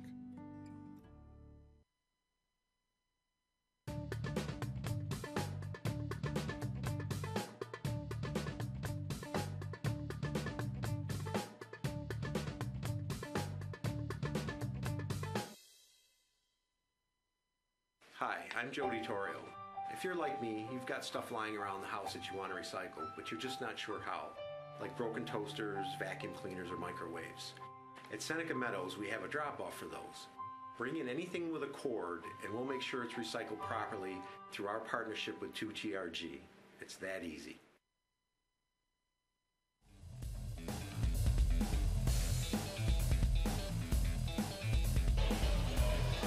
And welcome back to the Blue Cross Arena in Rochester, New York. Jim Sinacropi along with Matt Verkey, also Zach Young and Jeremy Hunt producing for Finger Lakes One Sports as we bring you Section 5 semifinal action live on FingerLakes1.com. Got to remind you, if you're just tuning in, that we can't show live in-game action per Section 5 regulations. So you're going to hear us give you a radio-style call. We're going to show you images from inside the arena, but it won't be the live game action, you know, as it's underway here. Geneva 24, Northeast Northwest College Prep 20, as we get ready for second half action. And Verk, if you're Geneva, what are you going to try to do different? You're going to try to get Junior Sims going. What are some of the things that Coach Miller can do? You know, move him around a little bit. You know, Prep did go to a box and one on him at times there for a while. He had some open looks from the outside. He just, you know, he didn't convert them. Let's see what his stats were. You know, he's 0 for 5. He only took 2 shots inside the 3. He's 0 for 3 from the three-point line. Maybe get him the ball down on the block. Get him a couple easy shots. You know, once you see that ball go through the bucket, usually you can start to feel a little bit better about yourself. But I think in general, you know, Geneva just needs to shoot the ball a little bit better, and you know, like I said earlier, attack that zone, try to get into the creases, maybe, you know, get a little bit closer, you know, work it in there a little bit better. You use Johnson and Jackson and Sims a little bit more inside instead of relying on 3-point shots. But, you know, defensively, not much you can complain about. You know, he held them to 20 points in the first half. I think Geneva just needs somebody to knock down a couple threes and give them a little cushion in this game. You know, I think if Geneva makes 3 or 4 threes this half, I think they'll be fine. You know, they've done a pretty good job on the board so far. So you know, it should be a good second half, and I think the first team to 40 is going to win this game. Yeah, Coach Miller said they needed to win the rebounding battle. First half rebounds, Geneva 18, Prep 16, so they're doing that. So we're about ready to begin the second half of action here. It's Akia Jackson inbounding to Stephen Dolgus, also for Geneva on the court. Trevor Doduro, Ray Sims Jr., Terrell Johnson, starting 5. Ball inbounded, and Dolgus gets it to Sims, who dips it down on the block to Johnson, who almost throws it away. Saved by Sims, back to Dolgus. Dolgus dribbles out top, finds Doduro, swings it over to Jackson, who gets it low post to Sims, who dumps it to Terrell Johnson, tries a layup, no good, but he's fouled. Nice way to attack there. You know, good things have happened for Geneva when they got the ball on the baseline against that zone, and Sims found a cutting Terrell Johnson there. Prep was trapping a little bit out of the zone there, which they didn't do much in the first half. They might try to, you know, quicken this game a little bit this half and try to speed it up and get it in more of a up and down pace, which I think would favor Prep. First shot by Terrell Johnson, no good. He'll go again. Foul goes to Malik Wilkinson for Prep. Second shot by Johnson off the rim and rolls in, and it's a 5-point Geneva lead as Johnson picks up his 10th point of the game. Now here comes Prep. That'll be Petway, Justice White, Johnson, Wright, and Wilkinson on the court as they go inside, but meets Sims and Johnson, who rejects it and gets it out to Dolgus, who then fumbles it, and now it's back to Prep coming the other way. And there's Torrey Wright taking a weird-looking 2-point shot just inside the line, but he buries it, and it's 25-22. Yeah, Geneva, you know, I'm not sure where they're going there. Kind of. Well, they almost did it again. They got sped up there. You know, Geneva doesn't need the rush. Yeah, Prep is trapping. And give and go, Jackson from Johnson, and Jackson hits the bucket. He's doing a little celebrating with the and one because he's fouled. 27-22, Akia Jackson going to the line. That's the 14th point for Jackson. He's on pace for a career night tonight, and you know, always nice to have that in the sectional semis. Free throw up and good. That's 15 for Jackson. It sends the Geneva lead to 6, 28-22, 6:54 left third quarter here from the Blue Cross Arena. And it's Petway with a ball, left wing. guarded by Jackson in the zone, gets it out to the corner to Breon Johnson, who thinks about it. Now it's Shane Graham with a left-handed hook in the lane, off the glass and in. 28-22, Geneva leads, 6:33 left. Nice move there. Geneva sticking with that 1-3-1, and Prep did a good job getting the ball inside there, and they converted with a short basket. A little press from Prep. They break it. Ahead to Joel Johnson. He slams it home with the left hand. Right over the top of Malik Wilkinson. 30-24. Wow. Let's see a replay. I wish we could. No live video though, Burke, but Johnson broke free, and Dolgus found him, and there was a guy between them. I believe it was Wilkinson. He dunked right over the top of him with the left hand. Real impressive in that, he jumped off his right foot as a right-handed player and just threw it down. Wasn't expecting him to throw that one down, but he did with authority and posterized a Prep player while he was at it. Now Geneva has the ball back, up 30-24, 5:59 left, third quarter action. Kia Jackson with it out top, finds it out to the left side to Doduro on the wing. Doduro dribbles, guarded by Justice White. Pump fakes, looks left to Dolgus, inside to Johnson on the block, guarded. Oh, nice bounce pass to Kia Jackson, who scores. Nice pass. You thought he was going to go up for the shot, but he dished it off to Jackson. That's 17 for Jackson, and the Panthers are up 32-24. Pass stolen by Ray Sims Jr., and it will be Dolgus with the Panthers coming the other way. 5:23 to go, third quarter. Action from the Blue Cross Arena. Sims with the ball, gets it to Terrell Johnson, top of the key, gets it left side to Akia Jackson, gets a nice look to Sims, but it's knocked out of bounds by the Prep defender. And it will be Geneva ball. Hopefully you can see that dunk tonight on Channel 9 News. Somebody's got to have a video of that. We would love to, but instead you're just going to have my call. So it's Stephen Dolgus with the ball out top. Geneva leads by 8. Nearing the 5-minute mark of the third period. And Doduro just out of control. Charges into Torrey Wright, and it'll be Prep ball. Doduro picks up his second foul. Yeah, kind of an unforced error there, and Geneva, that's the last thing they need right now. They just need to run some offense, and they got an 8-point lead here. They got the momentum. And Prep's really having trouble scoring. So Demetrius Petway with the ball. Left side, and it looks like Geneva's packing it in, a 2-3 zone. Petway, right-hander off the glass, rolls in and out. Rebound by Torrey Wright, though, puts it back for 2. And Prep back with 2 within 8. Or no, to make that 6. 32-26, 4:32 to go, third period. Terrell Johnson, top of the key, gets it right side to Sims. Sims looks at Kia Jackson. Instead decides taking himself. Tough shot off the rim, no good. Rebound by Doduro. Had it, dished it to Jackson. Off his hands and out of bounds on the baseline. It'll be Prep ball. So Prep survives that rush by Geneva. They're back within 6. They got the ball. 4:19 to go, third period. And Petway brings it across the timeline. Gets it right side to Shane Graham. Kicks it back out top to Petway. And it looks like Geneva in a 1-3-1 zone. Petway dribbles right side, finds the corner to Breon Johnson. He's trapped, but he dribbles out of it. Picks up his dribble. Gets it inside to the paint. Oh, that's a tough call. Torrey Johnson took it to the hole. And looking to see who the call's on. I think that was Dolgos. Yep. It's 3 on him, too. That could be a big play. Trevor Doduro, right? Doduro? Oh, yeah, Doduro, I'm sorry. So Duro's got 3. He kind of reached in and slapped the ball out as Wright was heading through the lane. And now Wright heads to the free throw line trying to cut into the 6-point Geneva lead. First free throw off the back iron, no good. And it looks like Walwork checking in for Doduro. The 6'2 senior forward looking to find his 3-point range. He's only made 1 of 5 on the night, and second free throw from Wright is nothing but net and good. That's 13 points for Torrey Wright, and it's 32-27. Geneva leads.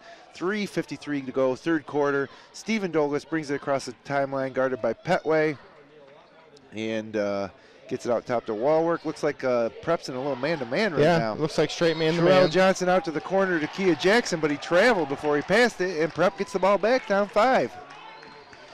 Yeah, and like you said earlier, looked like Geneva was going to open this up a little bit, and Prep's done a good job of settling it down a little bit and put a couple points on the board and held Geneva scoreless. And Petway brings it across the timeline. Geneva in that 1-3-1 zone. Petway looks at a three wide open. Nobody's guarding him. Instead, he gets to the corner to Wright, who takes the three. In and out. No good. Rebound by Wilkinson. Puts it up, and he's fouled by Terrell Johnson. I believe that's only Johnson's first foul of the game. That's his second foul of the game. And Malik Wilkinson will go to the line. Shooting 2. First shot up. And it's good. 32-28. 3:28 to go. And this free throw from Wilkinson will make it a one-possession game. He looks, he delivers, and he cans it. 5 straight points from Prep here, cut it to 3. And they got a man-to-man press going on right now. And Junior Sims brings it across the timeline. Sims still controlling it. Picks up a double team and throws it away. Luckily gets it back up. No, he didn't. He threw it away. A Prep player tried to save it even though he didn't have to. Threw it to Sims, who then fell out of bounds. And as Sims was saving it that time, his foot was on the line. And we got a timeout on the floor. 32-29 Geneva, 3:08 left in the third. Yeah, Geneva was really out of sorts on that possession. They had Sims kind of dribbling around out front, not sure exactly what they were looking to run there, but he found himself almost getting a 5-second call and then a series of bad passes. Yeah, I don't think that Coach Miller can be too happy with the way Geneva responded to the defensive change by Prep. And then just they're getting a little sloppy with the basketball. They had an 8-point lead. It's now down to 3. And it just seemed like Geneva was catching their stride here to begin the second half, but they've let Prep get back into this thing, and now they're just about a period and a little over a full period away from either advancing to the Section 5A2 finals against Batavia or having their season end. And, I don't think sometimes you don't realize it, but, when you're a senior, you got Stephen Dolgus, Trevor Doduro, Akia Jackson, Ray Sims Jr., Terrell Johnson, Jack Walwork, Titalian Dennis. These guys are all seniors. Almost everybody playing for Geneva tonight's a senior, and this could be their last game of high school basketball. Yeah, it's a gut-wrenching feeling, knowing that this could possibly be your last game. I still like Geneva's position here with 3 minutes to go, up 3. But yeah, they're facing that reality. Troy Wright takes it left side off the inbound, and Ray Sims Jr. swats it away out of bounds. It'll stay with Prep. 2:55 left to go here in the third. And Breon Johnson will now inbound for Prep underneath his own hoop. Every single Geneva player in the paint right now. They get it out to the corner to Torrey Wright, who works on Jack Walwork, or excuse me, that would be Petway. Petway across the lane to Justice White, back to Petway, far side, foul line extended, back to White. White playing catch with Petway, gets it into the corner to Torrey Wright, who drives baseline up, and good defense by the Panthers, and good rebounding by Ray Sims, who outlets it to Dolgus. Here come the Panthers. Nice pass by Dolgus to Johnson, and Johnson tried to drive the lane and got tripped up by Prep, and that will be the third team foul for Prep this half, and the Panthers will inbound. That's Wilkinson's second foul for Prep, and Walwork will inbound underneath his own basket. He's got Akia Jackson way out front, top of the key, and that's where he goes with it. Hands it off to Dolgus, and here come the Panthers as they reset with 2:20 left in the third quarter, up 3 here at the Big House. Terrell Johnson has it now top of the key, guarded by Wilkinson. Dribbles once, tough entry pass to Sims, who gives it back to Johnson, and Johnson charges into Wilkinson. And it seemed like Sims could have shot that or made a move rather than giving it back to. Just really poor spacing there in general. He had two big guys kind of feeding each other back and forth a few times, and they need the. If Sim gets it, everybody get away from him, let him go 1-to-1. Yeah, instead, that's Johnson's third foul. That could be big if he picks up another one before the end of this quarter. And baseline pass for Prep to Torrey Wright, who cans one off the glass, and we got a 1-point ball game. That's 15 for Wright. 32-31, 1:45 left from the Blue Cross Arena. Geneva leads the Northeast-Northwest College Prep Panthers. Terrell Johnson drives the lane right side, finds Akia Jackson wide open for the corner for three, no good. And it's off Ray Sims Jr. and out of bounds, and now Prep has the ball with a chance to take the lead. Yeah, you know, Prep switched to that man-to-man, and ever since then, I don't think Geneva scored a bucket. And we kind of talked about it earlier that, I thought Prep would be good in the man-to-man, and they're outstanding in it because Geneva's really struggled since Prep went to man-to-man. Only 7 points this quarter for Geneva. Now Prep has the ball, and Geneva getting a little more aggressive in their defense, trapping, but they get it inside to Wilkerson on the post, who goes up against Johnson and scores. So now Northeast-Northwest College Prep takes the lead. 1:10 left, third quarter. Geneva needs a basket badly. This man-to-man defense. Oh, nice look by Jackson. Found Sims unguarded underneath. Must have got lost on a switch. He lays it up and in, and Geneva's back on top. Sims' first bucket, I believe. And it comes at 1 minute to go in the third quarter. Breaks a 9-0 run by Prep. So, Geneva was up 8. They went down 1, then they're back up in the lead right now by 1. Three from the corner from Justice White. No good. Rebounded by Dolgus, and he'll bring it up court. He thought about sending it up ahead to Akia Jackson, but he decided to slow it down. Geneva by 1, 37 seconds to go, 26 to shoot. About 10-second differential on the shot clock here in the third quarter action. Terrell Johnson now gets it left side, gets it up top to Junior Sims at the top of the key. Stephen Dolgus dribbles left-handed across the top of the key, gets it inside to Johnson, almost turns it over, but they're going to get a foul. Malik Wilkinson, that's his third. That's his third, too. So both big guys, both centers for Prep and Geneva, 3 fouls. As we got 23.7 seconds left. Fresh shot clock for the Panthers. They could hold for one here with a 1-point lead, and then we head to the fourth quarter of action with a berth in the finals on the line. Geneva inbounds, ends up getting it up top to Dolgus. Now he ends it off to Sims, and they're going to let Sims isolate against, well, he actually gives it up now to Dolgus. Oh, Dolgus throws it away. And here comes Wilkinson other way. He dunks it on Terrell Johnson with the right hand. One good turn deserves another. Big mistake there by Stephen Dolgus. He threw the ball away, trying to get it to Terrell. That is the worst case scenario for Brian Miller's Panthers to end the quarter. They're down 35-34. We'll be back in 60 seconds with the final period of play from the Blue Cross Arena. You're watching Finger Lakes 1.TV.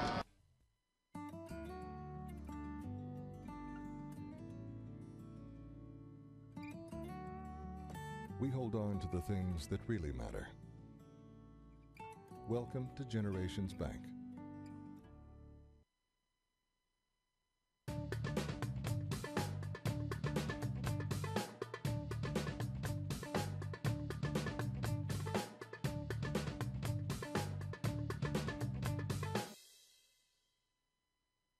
Hi, I'm Joe DiTorio. If you're like me, you've got stuff lying around the house that you want to recycle, but you're just not sure how, like broken toasters, vacuum cleaners, or microwaves. At Seneca Meadows, we have a drop-off for those. Bring in anything with a cord, and we'll make sure it's recycled properly through our partnership with 2TRG. It's that easy.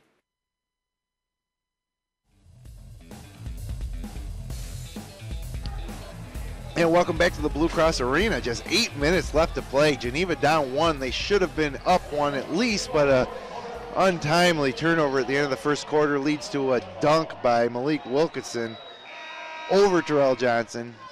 And now Northeast-Northwest College Prep leads by 1. I'll tell you, Virk, this was going to be a big night for the Finger Lakes East, maybe sending 2 teams to the final.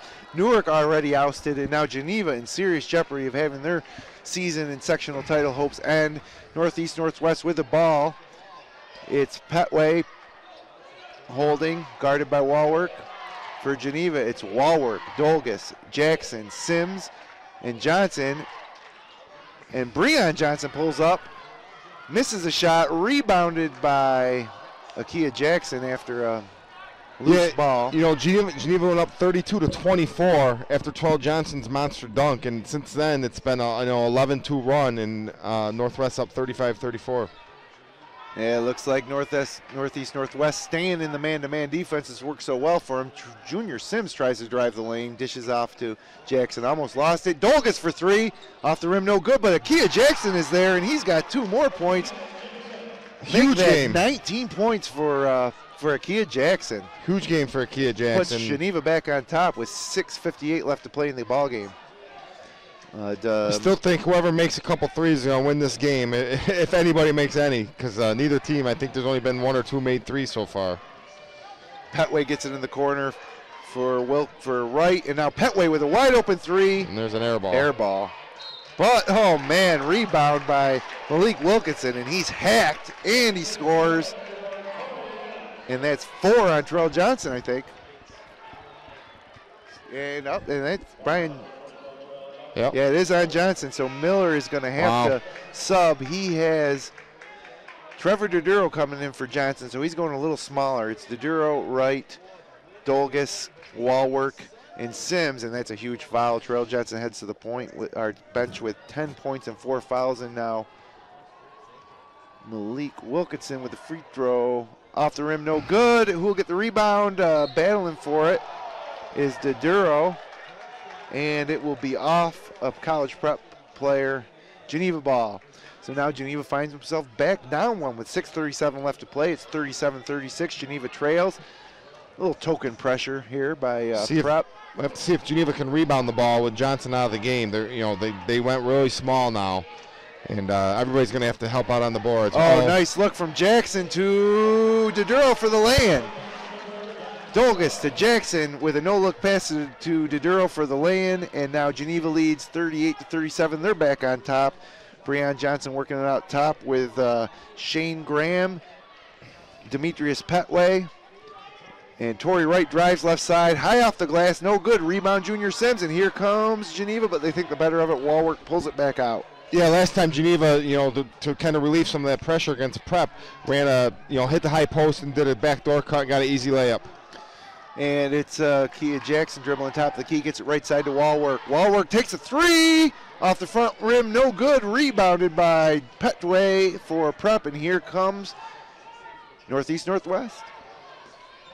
Petway guarded out top the zone by Kia Jackson. Having a big night for the Panthers. 5:32 to go, 38-37. Geneva clings to a 1-point lead.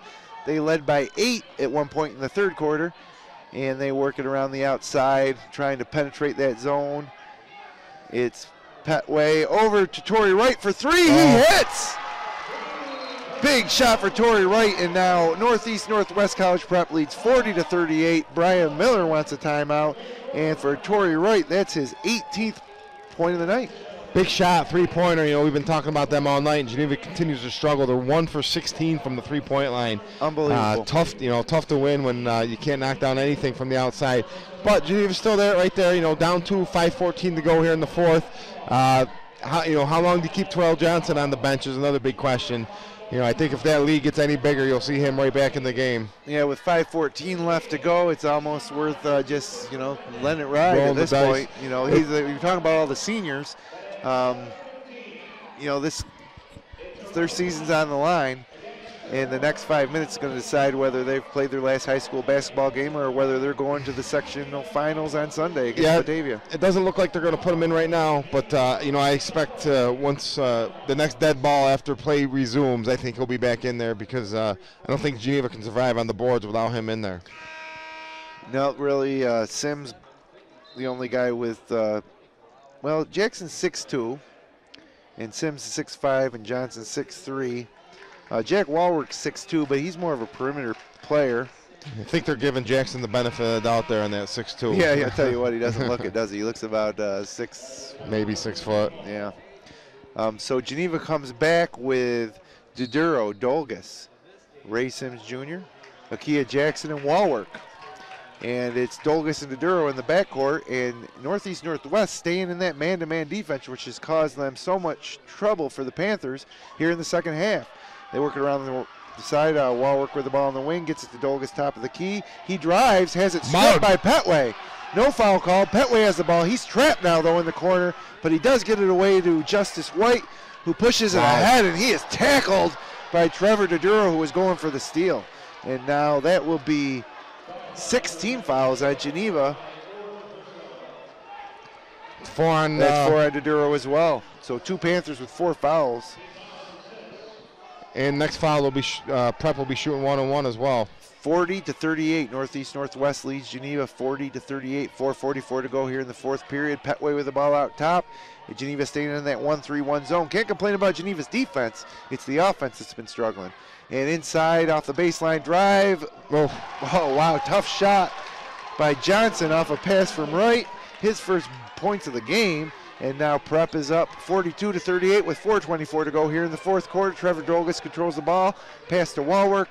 Left side to Akia Jackson, who then gets it to Doduro, who is hounded at the foul line, but shoots anyways, misses. Whoa, Akia Jackson thought he got hammered by Malik Wilkinson, which would have been his 4th foul, but no call. Jackson had a clear path to the basket, and it looked like, to me, like he got hammered from behind by Wilkinson. But instead, an inbound from Doduro to Sims, who misses the layup, and it's off, and Walwork misses. Out on the run is College Prep. And I tell you who doesn't miss the layup, it's Torrey Wright. And the lead is stretching to 6, just under 4 minutes. 3:59 to play 4th quarter. Timeout Panthers. And Torrey Wright is really starting to have his way. He's got 20 points. And oh boy, a game of inches. Ray Sims just misses a layup. Trevor Doduro on the rebound misses, and it leads to a run out the other way, and Torrey Wright not going to miss, and it's a 6-point game. Yeah, Geneva ran a nice underneath out of bounds play, got the ball right to Sims, and he got it up, and it kind of sat on the rim for a couple seconds, came off. Geneva rebounded and missed, and Prep ended up with a breakaway and converted at the other end. Huge swing. Instead of cutting it to 2, Prep takes a 6-point lead with 3:59 to play. Terrell Johnson just checking in at the score table. Yeah, it's time. You know, if he fouls out, he fouls out at this point. But they're going to need, Geneva's going to need some offense here. And I'm not quite sure where they're going to get it. Obviously Jackson's had a big game, but he's kind of been, Johnny on the spot. He seems he's got a couple breakaways, a couple rebounds bounced to him. Not somebody who can really create for himself. So I think it's time. Sims has been their man all year. They got to try to get something to free him up. This man-to-man defense from Prep has just caused all sorts of problems for Geneva. Small crowd here at the Blue Cross Arena on a Tuesday night. 10:32 p.m. here with 4 minutes left to go in the 4th quarter. Geneva down by 6, 44-38. And they'll inbound under their own basket. And it'll be Stephen Douglas bringing it up along with Doduro, Akia Jackson, Terrell Johnson back in with 4 fouls, and Ray Sims Jr. Akia Jackson gets the pass, dribbles out front, guarded by Breon Johnson, gets it to Doduro, who thought about a pull-up from the foul line. Now air ball 3 from Akia Jackson.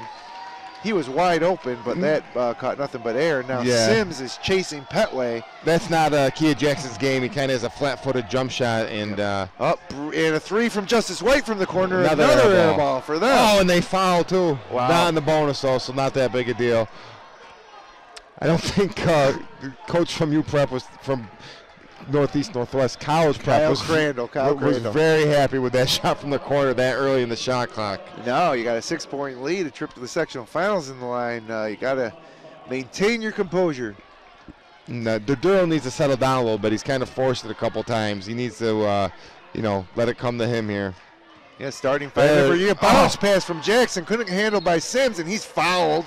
Should have been an easy 2, but instead he'll have to earn it at the line. He fumbled it, which allowed the defense to recover, and then he went right up with him with it again and got fouled. So chance for Ray Sims Jr. to get his 3rd and 4th points of the night, which is amazing. And oh boy, the first one rattles around and in. Yeah, Sims, he's been complaining to the refs a lot tonight, and his demeanor has just been down. I don't think he likes how physical this team's been with him. Second shot also rolls around and gets in, so maybe that'll get him going. 4-point lead, 3 minutes, 10 seconds to go, 4th quarter, 44-40. Geneva trails. Prep with the ball. Petway working out top with Justice White. Geneva needs a steal and an easy bucket. That would be nice right now. There's just struggles. They're still in that 1-3-1 zone. So hard to score. And it's Justice White finding Torrey Wright, who traveled. He looked like he was going to blow by Doduro, but took one too many steps. And now with 2:51 left, Geneva has the ball with a chance to make it a 1-possession game. 44-40. I don't know if he tried to get Walwork in here for some three-point shooting. He's the only one who's made a three all night. Not that he shot it that well, but he is the only Geneva Panther with a three-pointer made tonight. And Douglas brings it across the timeline, guarded by Petway, gets it to Akia Jackson at the foul line, who now gets it over to Duro, who drives the lane, bounce pass to Terrell Johnson, goes up for the dunk and misses it, but the ball pumps up in the air and goes through the net. It's a 2-point gain. Prep coming back quick the other way. Petway almost fell over right there, guarded by Akia Jackson. He doesn't need to worry about dunking it there. He just got to make sure he gets the 2 points because he almost missed that. Yep. And I thought the Duro actually had a wide open layup too, and he kind of left it down for Johnson. So the Geneva not afraid to share the ball. They just got to finish it. Yeah. And oh boy, steal by Geneva. Here we go. Ray Sims Jr. ahead to Akia Jackson. Lays it up, and it's a tie ball game. And timeout. Kyle Crandall and the Panthers of Northeast Northwest College Prep. So just like that, Verk, 6-point lead is gone. 2 Junior Sims free throws, a Terrell Johnson missed dunk that went in, and then a run out by Akia Jackson to even it up at 44 apiece. 2:05 left to play here in the Blue Cross Arena. And Prep really, I thought, again, early in the shot clock, they're attacking the basket, and the kid bounced it off his knee, and Geneva got the breakaway, just what Geneva needed. Even if, Prep was to run the shot clock down, shoot and miss, Geneva get the rebound, not that big a deal, because Geneva can't score right now, basically. 2 points in this game is just huge, and now we got a tie ball game, 2:05 to go. What do you think, Verk? First one to 50 wins, 44-44 with 2 minutes left? I don't think anybody gets to 50. So if you get to 50, you win. Well, That's right. Let's see what happens here as Northeast Northwest will inbound under their own basket. They got Torrey Wright, Demetrius Petway, Justice White, Breon Johnson, and Malik Wilkinson in the game. And for Geneva, they're sticking with that same starting five of Douglas Duro, Jackson Sims Jr., and Johnson. Johnson and Duro playing with 4 fouls. Inside 2 minutes at the Blue Cross Arena in the A2 semifinals. Jump shot from the wing for Torrey Wright. Misses rebound. Junior Sims.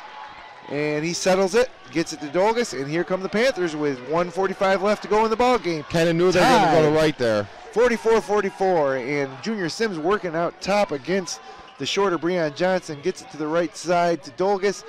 Johnson controls top of the key, gets it to the wing to Sims, who then gives it back to Johnson, who fouled out on a charge call, and that looked like a bit of a dive. Yeah. Well, you think he gave him the Bizak Young still with us here. Thinks that he gave him the business with the elbow. Maybe so.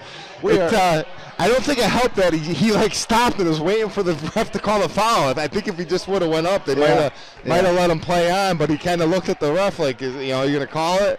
And huge play as Johnson's going to foul out here, and that really changes things for Geneva. Yeah, we got 1:28 left in the ball game. 44-44. Terrell Johnson Jr., 3-year player, 3-year varsity player for Geneva, fouls out of the ball game, although they're not taking him out yet. Not sure what's going on.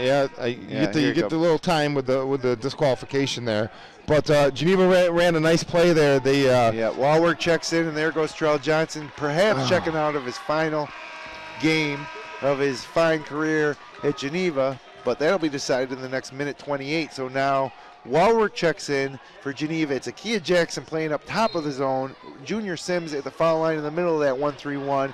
Douglas and Walwork on the wings, and Duro on the baseline, trying to deal right now with Malik Wilkinson and Breon Johnson running along the baseline. Demetrius Petway with the ball inbounds, gets it over to Shane Graham in the ball game for Prep. Wide open 3 for Petway. He turns it down. And now Petway works on the defense, gets it right side to Johnson, who thought about it. He's trapped in the corner. Timeout Prep. I think he thought he was going to turn it over after that trap, so Prep calls the timeout. Minute 5 to go in the game, 13 seconds on the shot clock, tied at 44.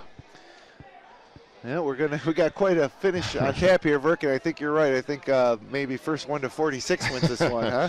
I think Prep's going to try to get the ball to Torrey right here. He's come up big for him, although he just did miss the last jump shot for Prep. But he's open on that baseline, and Geneva's going to probably give him another 15, 16 footer if he wants to shoot it. So we'll see what what Prep comes up with here. Haven't seen a whole lot of set plays from Prep throughout this game. Right. Geneva sticking in that 1-3-1, and they've gotten some good looks, and they're going to obviously attack the basket here. The Geneva cheerleaders out on the floor. I believe one of those cheerleaders, Harold Weber, the Webb Dogs' granddaughter, Izzy. Heard a lot about her, and she's at the big house cheering. And I know Harold's very proud of her. Yep, absolutely. Daughter Sam, Izzy's mother. And they went over, actually, to midcourt, cheered towards the small contingent of Geneva students who are up late here on a Tuesday night. Hope nobody has tests tomorrow. Looks like about 2 or 3 dozen fans over there, and the rest, Northeast Northwest Prep has maybe 10 students here, and then the rest is a smattering. Looks like you could almost count them all, maybe about 150 people here in total late on a Tuesday night. Northeast Northwest inbounds. Inside, 1 minute to go. Let's fly for 3. Petway misses. Rebound up for grabs. Loose on the floor. Picked up by Torrey Wright. Misses a wide open layup. Rebound, Junior Sims. And Geneva got numbers if they want it. Right side to Walwork. Open for 3. Gives it up to Sims. And Jackson lays it up and in. And Geneva leads 46-44. Great look by Sims. Great finish by Jackson. Hakia Jackson has 21 points. Timeout. Northeast Northwest. 46-44, Geneva leads, 36 seconds left to play. And Geneva a little lucky there, I thought. They got the offensive rebound and maybe a foul, and then it ended up right in Torrey Wright's hand, their best player all night long. It looked like he had a wide open layup. I'm not sure if it got blocked or if he just missed it. Coach Crandall was flipping. He thinks he got fouled. Yeah, it looked something happened down there because Wright ended up on the floor, and because he was down, Geneva ended up with a wide open Akia Jackson. Easy layup. And, Geneva's been the benefit of a couple plays here, breakouts and easy baskets, because, like we've talked about, they haven't been able to score against this man-to-man defense much all night. And, they're pretty much letting them play. Oh, yeah. No, I agree. I thought there's been a very well officiated game as far as, it looked like there's been a couple fouls, but they've let them go both ways, and I don't think either coach has too much to complain about at this point in the game. So 36 seconds left to play. Geneva has a 2-point lead. Trip to the finals on the line. Terrell Johnson Jr. out with 5 fouls. Trevor Doduro with 4 fouls, still in the ball game. And Junior Sims trying to pump up the small crowd of Geneva fans. As they come back out on the court, it'll be Akia Jackson, Junior Sims, Jack Walwork, Trevor Doduro, and Stephen Dolgus. For Prep, it'll be Wright, Wilkinson, Johnson, White, and Petway. And they inbound underneath their own basket and get it out top to Petway, who sets up with 32 seconds left in the game, 24 on the shot clock, and Torrey Wright drives into 3 Geneva defenders. Coach Mello's going berserk on the sidelines. They called a foul on, it may have been Doduro, that may have been his 5th, or was it Sims? I think it's Doduro, he's running around. It was Doduro, that is a tough call. I'm not sure exactly. I wish we could see that one again because it looked like the Doduro had pretty good position, and Wright kind of extended his arm a little bit and ran right into Doduro. So now Torrey Wright heads to the line. He's got 20 points on the night. He's shooting 1-on-1. He wasn't shooting there. That was on the floor. So he's shooting 1-on-1. Geneva has 18 fouls. And Wright has missed a couple free throws tonight, so these aren't any guarantee here. And Geneva's come in with Noah Barber, who hasn't played all night. No, he played for about 2 minutes in the first half, but not much. He's also a sophomore, 5'11" sophomore guard, coming into this pressure-packed situation. 29 seconds left, 2-point Geneva lead. Here comes Wright. Junior Sims, Akia Jackson low on the block. Would need to get a big rebound here if Wright misses. Yeah, that's the worry. It's missing a rebound. Wright's shot is up off the back iron. Good. Big rebound by Barber. Oh, he gave him 2 shots on that? What? Geez. Oh, yeah, it should have. A 2-shot foul, I guess. I did not think Torrey Wright was shooting, and neither did anybody on Geneva. So here we go again. Second shot by Wright. I almost wanted to make this one so they can't get the rebound. That's right. Up and in. 1-point ball game. And we got a timeout on the floor. Brian Miller. So, 1-point game, 29.3 seconds left. What do you do if you're Brian Miller? Get the ball across half court. Once you do that, I think Prep's got a foul. Obviously, Geneva could run out the clock. 29.3 to go. This is where you go if you have a secret press break that you've been waiting to show all year long. This is where you do it. Obviously, Prep comes in. They got tremendous athletes and tremendous speed out there. So, Geneva's going to have to really take care of the ball. They're going to want the ball in the hands of Trevor Doduro or Steven Doduro's Dolgus. fouled out. Oh, that's right. Doduro fouled out. He's one of their best free throw shooters now. Steven Dolgus. You want your ball in the hands of Steven Dolgus? Dolgus, Jackson, whoever, but they got to be strong with it because they're going to get pressure. And I think if I'm Prep, I'm going to press and not foul until they get it across half court. Go for the steal, and once they get it across half, then I start to extend the game, start to give some fouls. Last thing you want is a foul. Or last thing you want is a turnover. Excuse me, for Geneva. They're coming back with Jack Walwork, Dolgus, Jackson. Barber's out now. Or no, who's that far side? Can't see his number. I'm not sure. I think there was. Geneva tries to inbound, and they're calling a foul before the inbound. It was Ray Sims Jr. getting hounded. Yep, that was a foul on Prep, and Ray Sims Jr. is going to go for a 1-and-1. 29 seconds to go. Best case scenario for Prep. No time runs off the clock. That foul was on Breon Johnson. And now Ray Sims Jr., who struggled with his last two free throws, they went in, but they weren't pretty. A lot of rim. He caught a lot of rim, but maybe he's gotten a little bit of rhythm now after making those two. Only 4 points on the night after scoring 31 in the quarterfinals, and a little bit of a delay here. One of the referees at the scorer's table, another referee talking to Brian Miller. The third referee comes over to talk to Brian Miller, and all the time Ray Sims Jr. getting iced. Well, I think what happened was there was 29.3 or 8 seconds to go. And the ball wasn't inbounded. And they threw it in. He ran the clock for a second. There you go. They put it up, 29.3 seconds. Good job by the officials. Get it straight. Now Sims has got, probably the two biggest free throws that he shot in his career. 46-45. Geneva clings to a lead with 29.3 left in the ball game. Sims looks to fire on the first free throw, is up off the rim and rolls in. Another one. Front of the rim, back of the rim, backboard, front of the rim, and in. So now Geneva's leads two. Big shot here. Now, Verk, if he makes this, do you foul?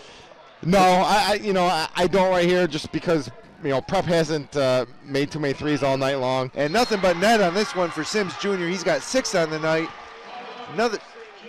Another timeout on the floor, and Brian Miller called this one, wants to get his defense in order. And now this is a question, Verk. You're up 3, inside one possession. Once they get it across half court, you put them on the line because you can't get 3 points. Not with this much time left, I wouldn't. I think just too much can happen.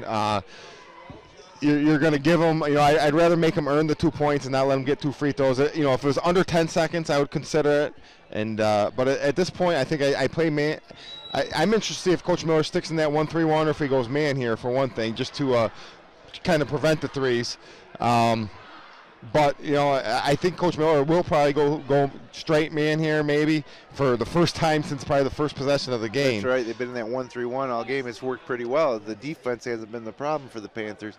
If you're the other problem is going man. You got Terrell Johnson and Doduro are fouled out, so you can't really match up too well. So you might stick with that zone just to try to hide a few guys out there. True too. Extend it out, and there's no saying that Prep has to go for the 3 no, here. There's a lot of time. I expect quick too. I expect Prep to go to the basket. Tons of time left in this game. There's going to be 2 or 3 more possessions at least both ways. So Prep not a 3-point shooting team. They made a couple tonight. Justice White be the guy to look for. Number 0. He'd be. Yeah, he's made a 3. They got a couple guys who, Petaway has made a 3. I wouldn't say they're good shooters, but. Okay, Prep set to inbounds against full court man-to-man pressure. Just trying to slow them down a little bit, I suppose. Yep. Now they back off. And it's Petway bringing it across the half-court line or make that Justice White guarded by Walwork. I don't think Prep was expecting the man-to-man. Yep, over to Petway.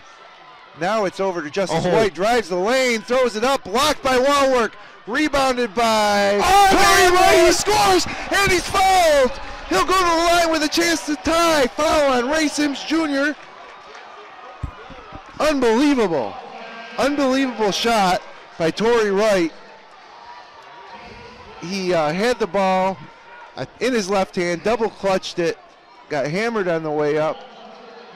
I thought he might have got the guy who drove in and shot. I lost track of his number, but I thought he got away with maybe a walk out front. Oh yeah, and he had nothing. The initial shot was nothing, but Torrey Wright capitalizes on it, and now he's got a free throw to tie it. It's up. He makes it. Tie ball game just like that. 10.4 seconds to go in the ball game, and College Prep calls a timeout to try to set their defense. Now I don't know if I necessarily like that timeout. I think it gives tough to tell how many timeouts. Yeah, I don't disagree with it. You know, you want to tell your guys, you know, obviously we don't need to foul anymore. We've seen that happen in games. The kids still think they might be losing. They commit a foul. But set up your defense, and, you know, I just expect them to pick up three-quarter court man-to-man and pressure defense like they've done all night. So 10:50 p.m. Eastern, and we may be looking at overtime here, Verk, at the Blue Cross Arena.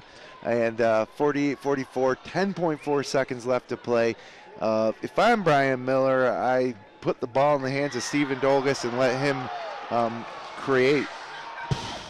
I think if I'm Geneva, what I'm looking at, get the ball across half court, call timeout, and set something up from the sideline. Yeah. I don't really like any of Geneva guys, you know, going one-on-one against this pressure defense. They haven't been able to break them down off the dribble all night.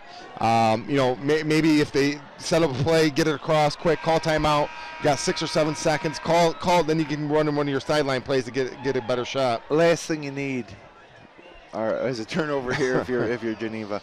10.4 left, 48-48. Jack Wallwork. It looks like they're going to let the ball in and just pressure, you know, three-quarter court here. Here we go. Talian Dennis in the ball game. And Dolgus has the ball. They're trapping him at half court. 7 seconds, 6 seconds. Dolgus drives right. Kicks it out to Sims for 3 at the buzzer. Air ball. And the period comes to an end, and we're heading to overtime. Ray Sims Jr. had a wide open 3 there. It didn't even catch rim. Yeah. Wide open 3. I thought Dolgus, who had the ball? I thought he was shooting. Was it Dolgus? No, he should have shot Dolgus. I thought Dolgus was going to shoot that. He got into the lane. Looked like he had a clear pass, but he spotted Sims Jr. You know, on the wing for obviously wide open 3. A set play. Yeah. You know, penetrate as hard as you can to the basket and look for Sims right there, and he was wide open, and he didn't even hit the net on that. He airballed that by a foot. You know, he just has not shot the ball well all night long. It almost looks like he's too stiff when he's shooting it because he's not getting enough arc on it, and that airballed by a couple feet. So now you got Terrell Johnson Jr., senior center, on the bench with 5 fouls. You got 4 minutes left to play here in this overtime period. And and Zach Young putting on his coat. I think he wants to go home. Zach's had enough. But, you know, big mistake by Geneva, you know, fouling on the end one down there. You know, they held him down 10 seconds to go. Just let him make the layup. They or hammer him, one or the other. Don't, you know, the last thing you can do, obviously, is give them the end one. And exactly what Geneva did. Now we're going to overtime. Geneva's is minus DeDuro and Johnson. Yeah, DeDuro's out too. I think I got to give the, you know, the favor of prep here a little bit, just because Geneva's got these guys out. And Torrey Wright is leading the way with 23 points. He leads all scorers. You got Akia Jackson leading Geneva. I got him for 21 points, and it's going to be Junior Sims jumping against Malik Wilkinson here to now Junior Sims is heading over to the bench. His father's actually an assistant coach, and he's got something, a contact issue maybe? It might be a necklace that they just discovered he's been wearing all game. Oh, yeah, well, maybe that'll help his shooting. Took off the necklace, and now it's going to be Malik Wilkinson jumping against Ray Sims Jr. And we're going to overtime late on a Tuesday night at the Blue Cross Arena. Glad you could join us. Jim Sinacropi, Matt Verke, Jeremy Hunt pushing the buttons, and Zach Young alongside after sitting on color commentary during the first game, Batavia over Newark. Who's going to meet Batavia on Sunday? And Prep wins the tip. And Petway has a wide open 3, but doesn't want to take it. Around the side to the baseline to Torrey Wright. His 10-footer rolls off the rim, and Noah Barber into the game for Geneva, the sophomore, with the rebound up ahead to Akia Jackson. Couldn't handle the pass. He's been open all night, leaking out. 3-pointer for Wallwork. Off the rim and no good. Rebounded by Torrey Wright, who now brings it up the court. Guarded by, now it looks like Sims is going to drop back into that 1-3-1. Geneva staying in that 1-3-1 as College Prep gets to work. That was a wide open three by Wallwork. And Wright takes a shot. Out. No good from 15 feet, but rebound goes to Wilkinson. And tied up by Junior Sims. That's a jump ball. Geneva possession. 48-48, 3:04 to go here in the first overtime from the big house. Yeah, I was saying last time Wallwork wide open three and rounding out. That would have been huge. Geneva really, they probably feel they had this game in hand. It wouldn't take much for Geneva. Then they got to bounce Couple back shots. here. Yeah. Dolgus brings it across the timeline, gets to Sims, guarded closely by Breon Johnson. Now Dolgus gets it back, takes a jumper from inside the arc. No good at the top of the key. Rebound, Sims puts it back and up and in, and Ray Sims Jr. now big bucket. Has 8 points, and Geneva's up 50-48, 2:39 left to go in the overtime There's period. your 50 points. It took overtime, but they got there. They got it, but they're not as sure of the win yet. And it's Shane Graham with the ball out top for College Prep. It's Graham. Jordan Baker in the game also for Prep. Gets it right side to Petway. Back out top to Graham. To the foul line to Johnson. And they got 7 to shoot. And it's stolen by Sims. Out ahead to Jackson again. One man to beat. Oh, he's fouled. He almost made it. Fouled by Graham. Good foul by Graham, but Akia Jackson almost able to get that ball up and in, even despite what was essentially an intentional foul. 50-48, Akia Jackson to the line, looking for his 22nd and 23rd points of the night. First shot's up and good, and Geneva extends the lead back to 3. Yeah, Prep last time passed up a couple open jumpers, kept trying to get inside, and eventually just turned it over. Yeah, they do not want to shoot the three-pointer. Prep, they've been passing up all night. Akia Jackson, second shot front rim, no good, but Junior Sims tracks down the rebound, gets it to Noah Barber, the sophomore on the court here in this overtime period, and they finally settle and get it to Dolgus. 28 to shoot, 1:57 left in the ball game. Barber works it across to Jack Wallwork. Wallwork left side to Akia Jackson. Akia Jackson back to Barber. Barber to Dolgus. And Dolgus dribbles left side, guarded by Petway. Jumps up, pass rejected by Breon Johnson. Now they got numbers as Johnson falls. Wallwork open for 3, decides against it, drives inside, gets it back out to Dolgus. For only 5 to shoot. Dolgus drives the lane, gets it to Sims. Sims off the glass, good! Great play with 2 seconds on the shot clock. Dolgus to Sims. And Geneva leads 53-48, minute 27 left to play. Sims has now got 10 points on the night. And Justice White looks at a three-pointer, decides against it. Now they're going to work it around the outside. Justice White with the ball down to the corner to Breon Johnson. He gets it inside the paint to that's Shane Graham who misses it, and it's corralled by Dolgus. So now with just 1 minute to play, Geneva up 5, they foul Dolgus. Wow, kind of surprised they fouled that early. But 5-point game. It kind of got away from Prep here. They haven't scored in overtime. So 53-48, 1 minute exactly to play, and it'll be Stephen Dolgus, the senior point guard, heading to the foul line to shoot 2. No, they 1-on-1. They are not in the bonus. So this next foul will put them in the bonus. Double bonus. Double bonus, right. So 1-and-1. Dolgus set to shoot.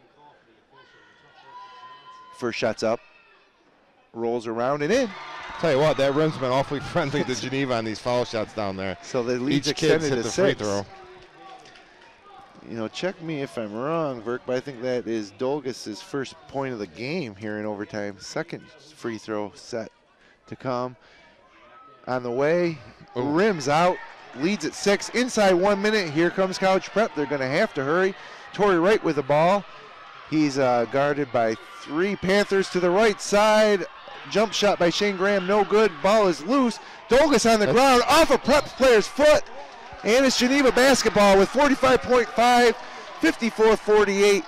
Hope you're staying up late with us here on Finger Lakes One Sports, as it's been a doozy from the big house. And now Geneva will inbound at the midcourt stripe. Wallwork looks to get it in, having a little trouble. Throws it deep to Sims, just over the hands of Shane Graham. Now Sims gets it back, a little sloppy here. Stolen away by Breon Johnson, but he can't touch it. It's smart play by Breon Johnson not to touch it. Now it's Justice for 3. And he was fouled. He'll go to the line to shoot 3. Unbelievable. So what happened there was Sims had the ball, had it stolen away by Breon Johnson, who then stepped out of bounds, but the ball stayed in. Breon Johnson came in, had the presence of mind not to pick up the ball, waited for Justice White to pick it up, who then had an open three, and he was fouled.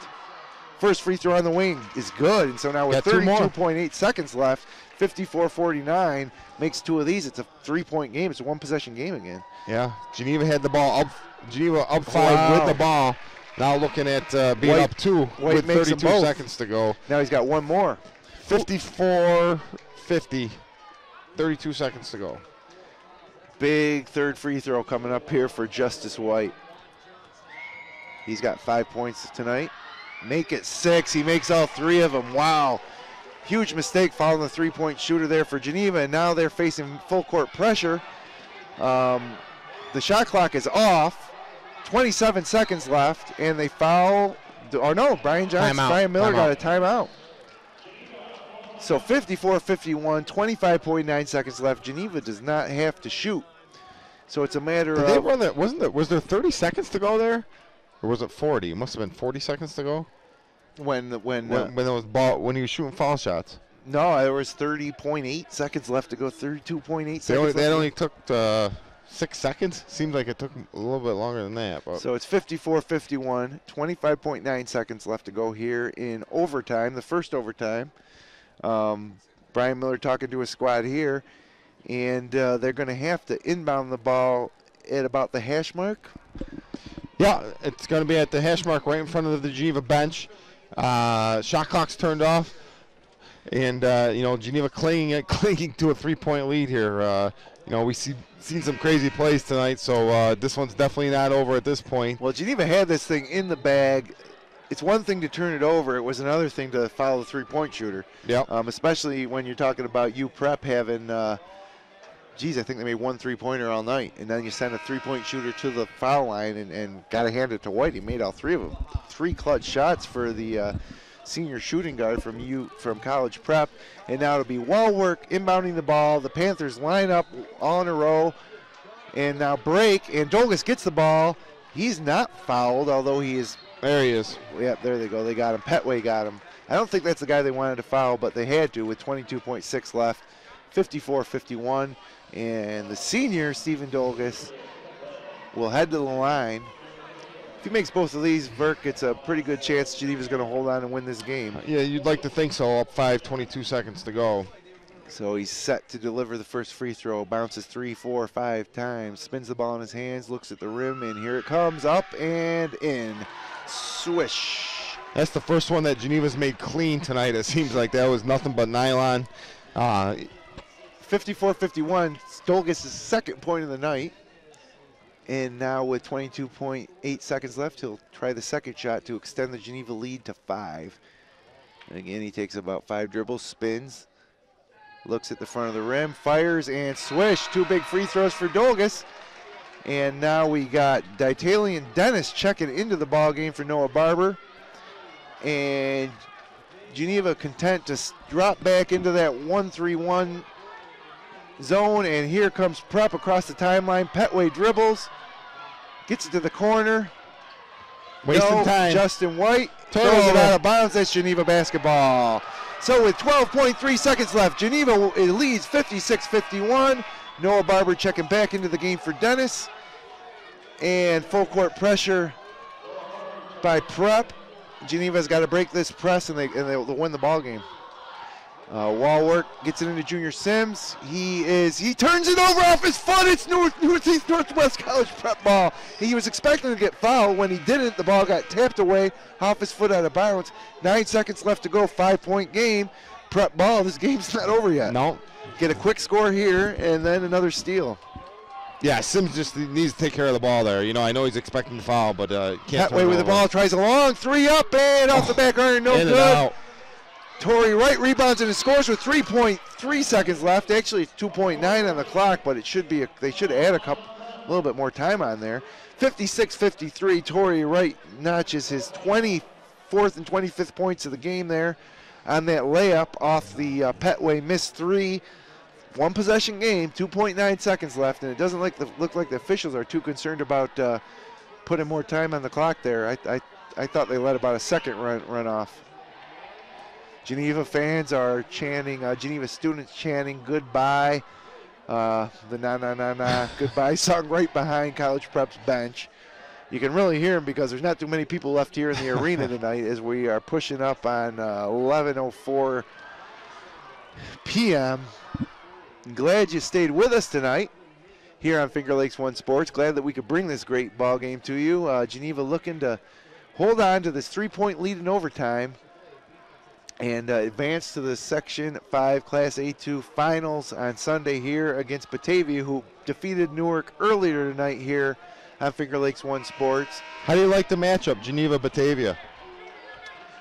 You know, I think if that happens, with 2.9 seconds to go. I think Geneva has a great matchup against Batavia, but they got to play better than they played tonight, Verk. Yeah, I Justice Fagan. Walwork runs the baseline, and they got a foul. Yeah, before the inbound. Not a bad play. It's going to be Dolgus going to the line, though. He just made 2.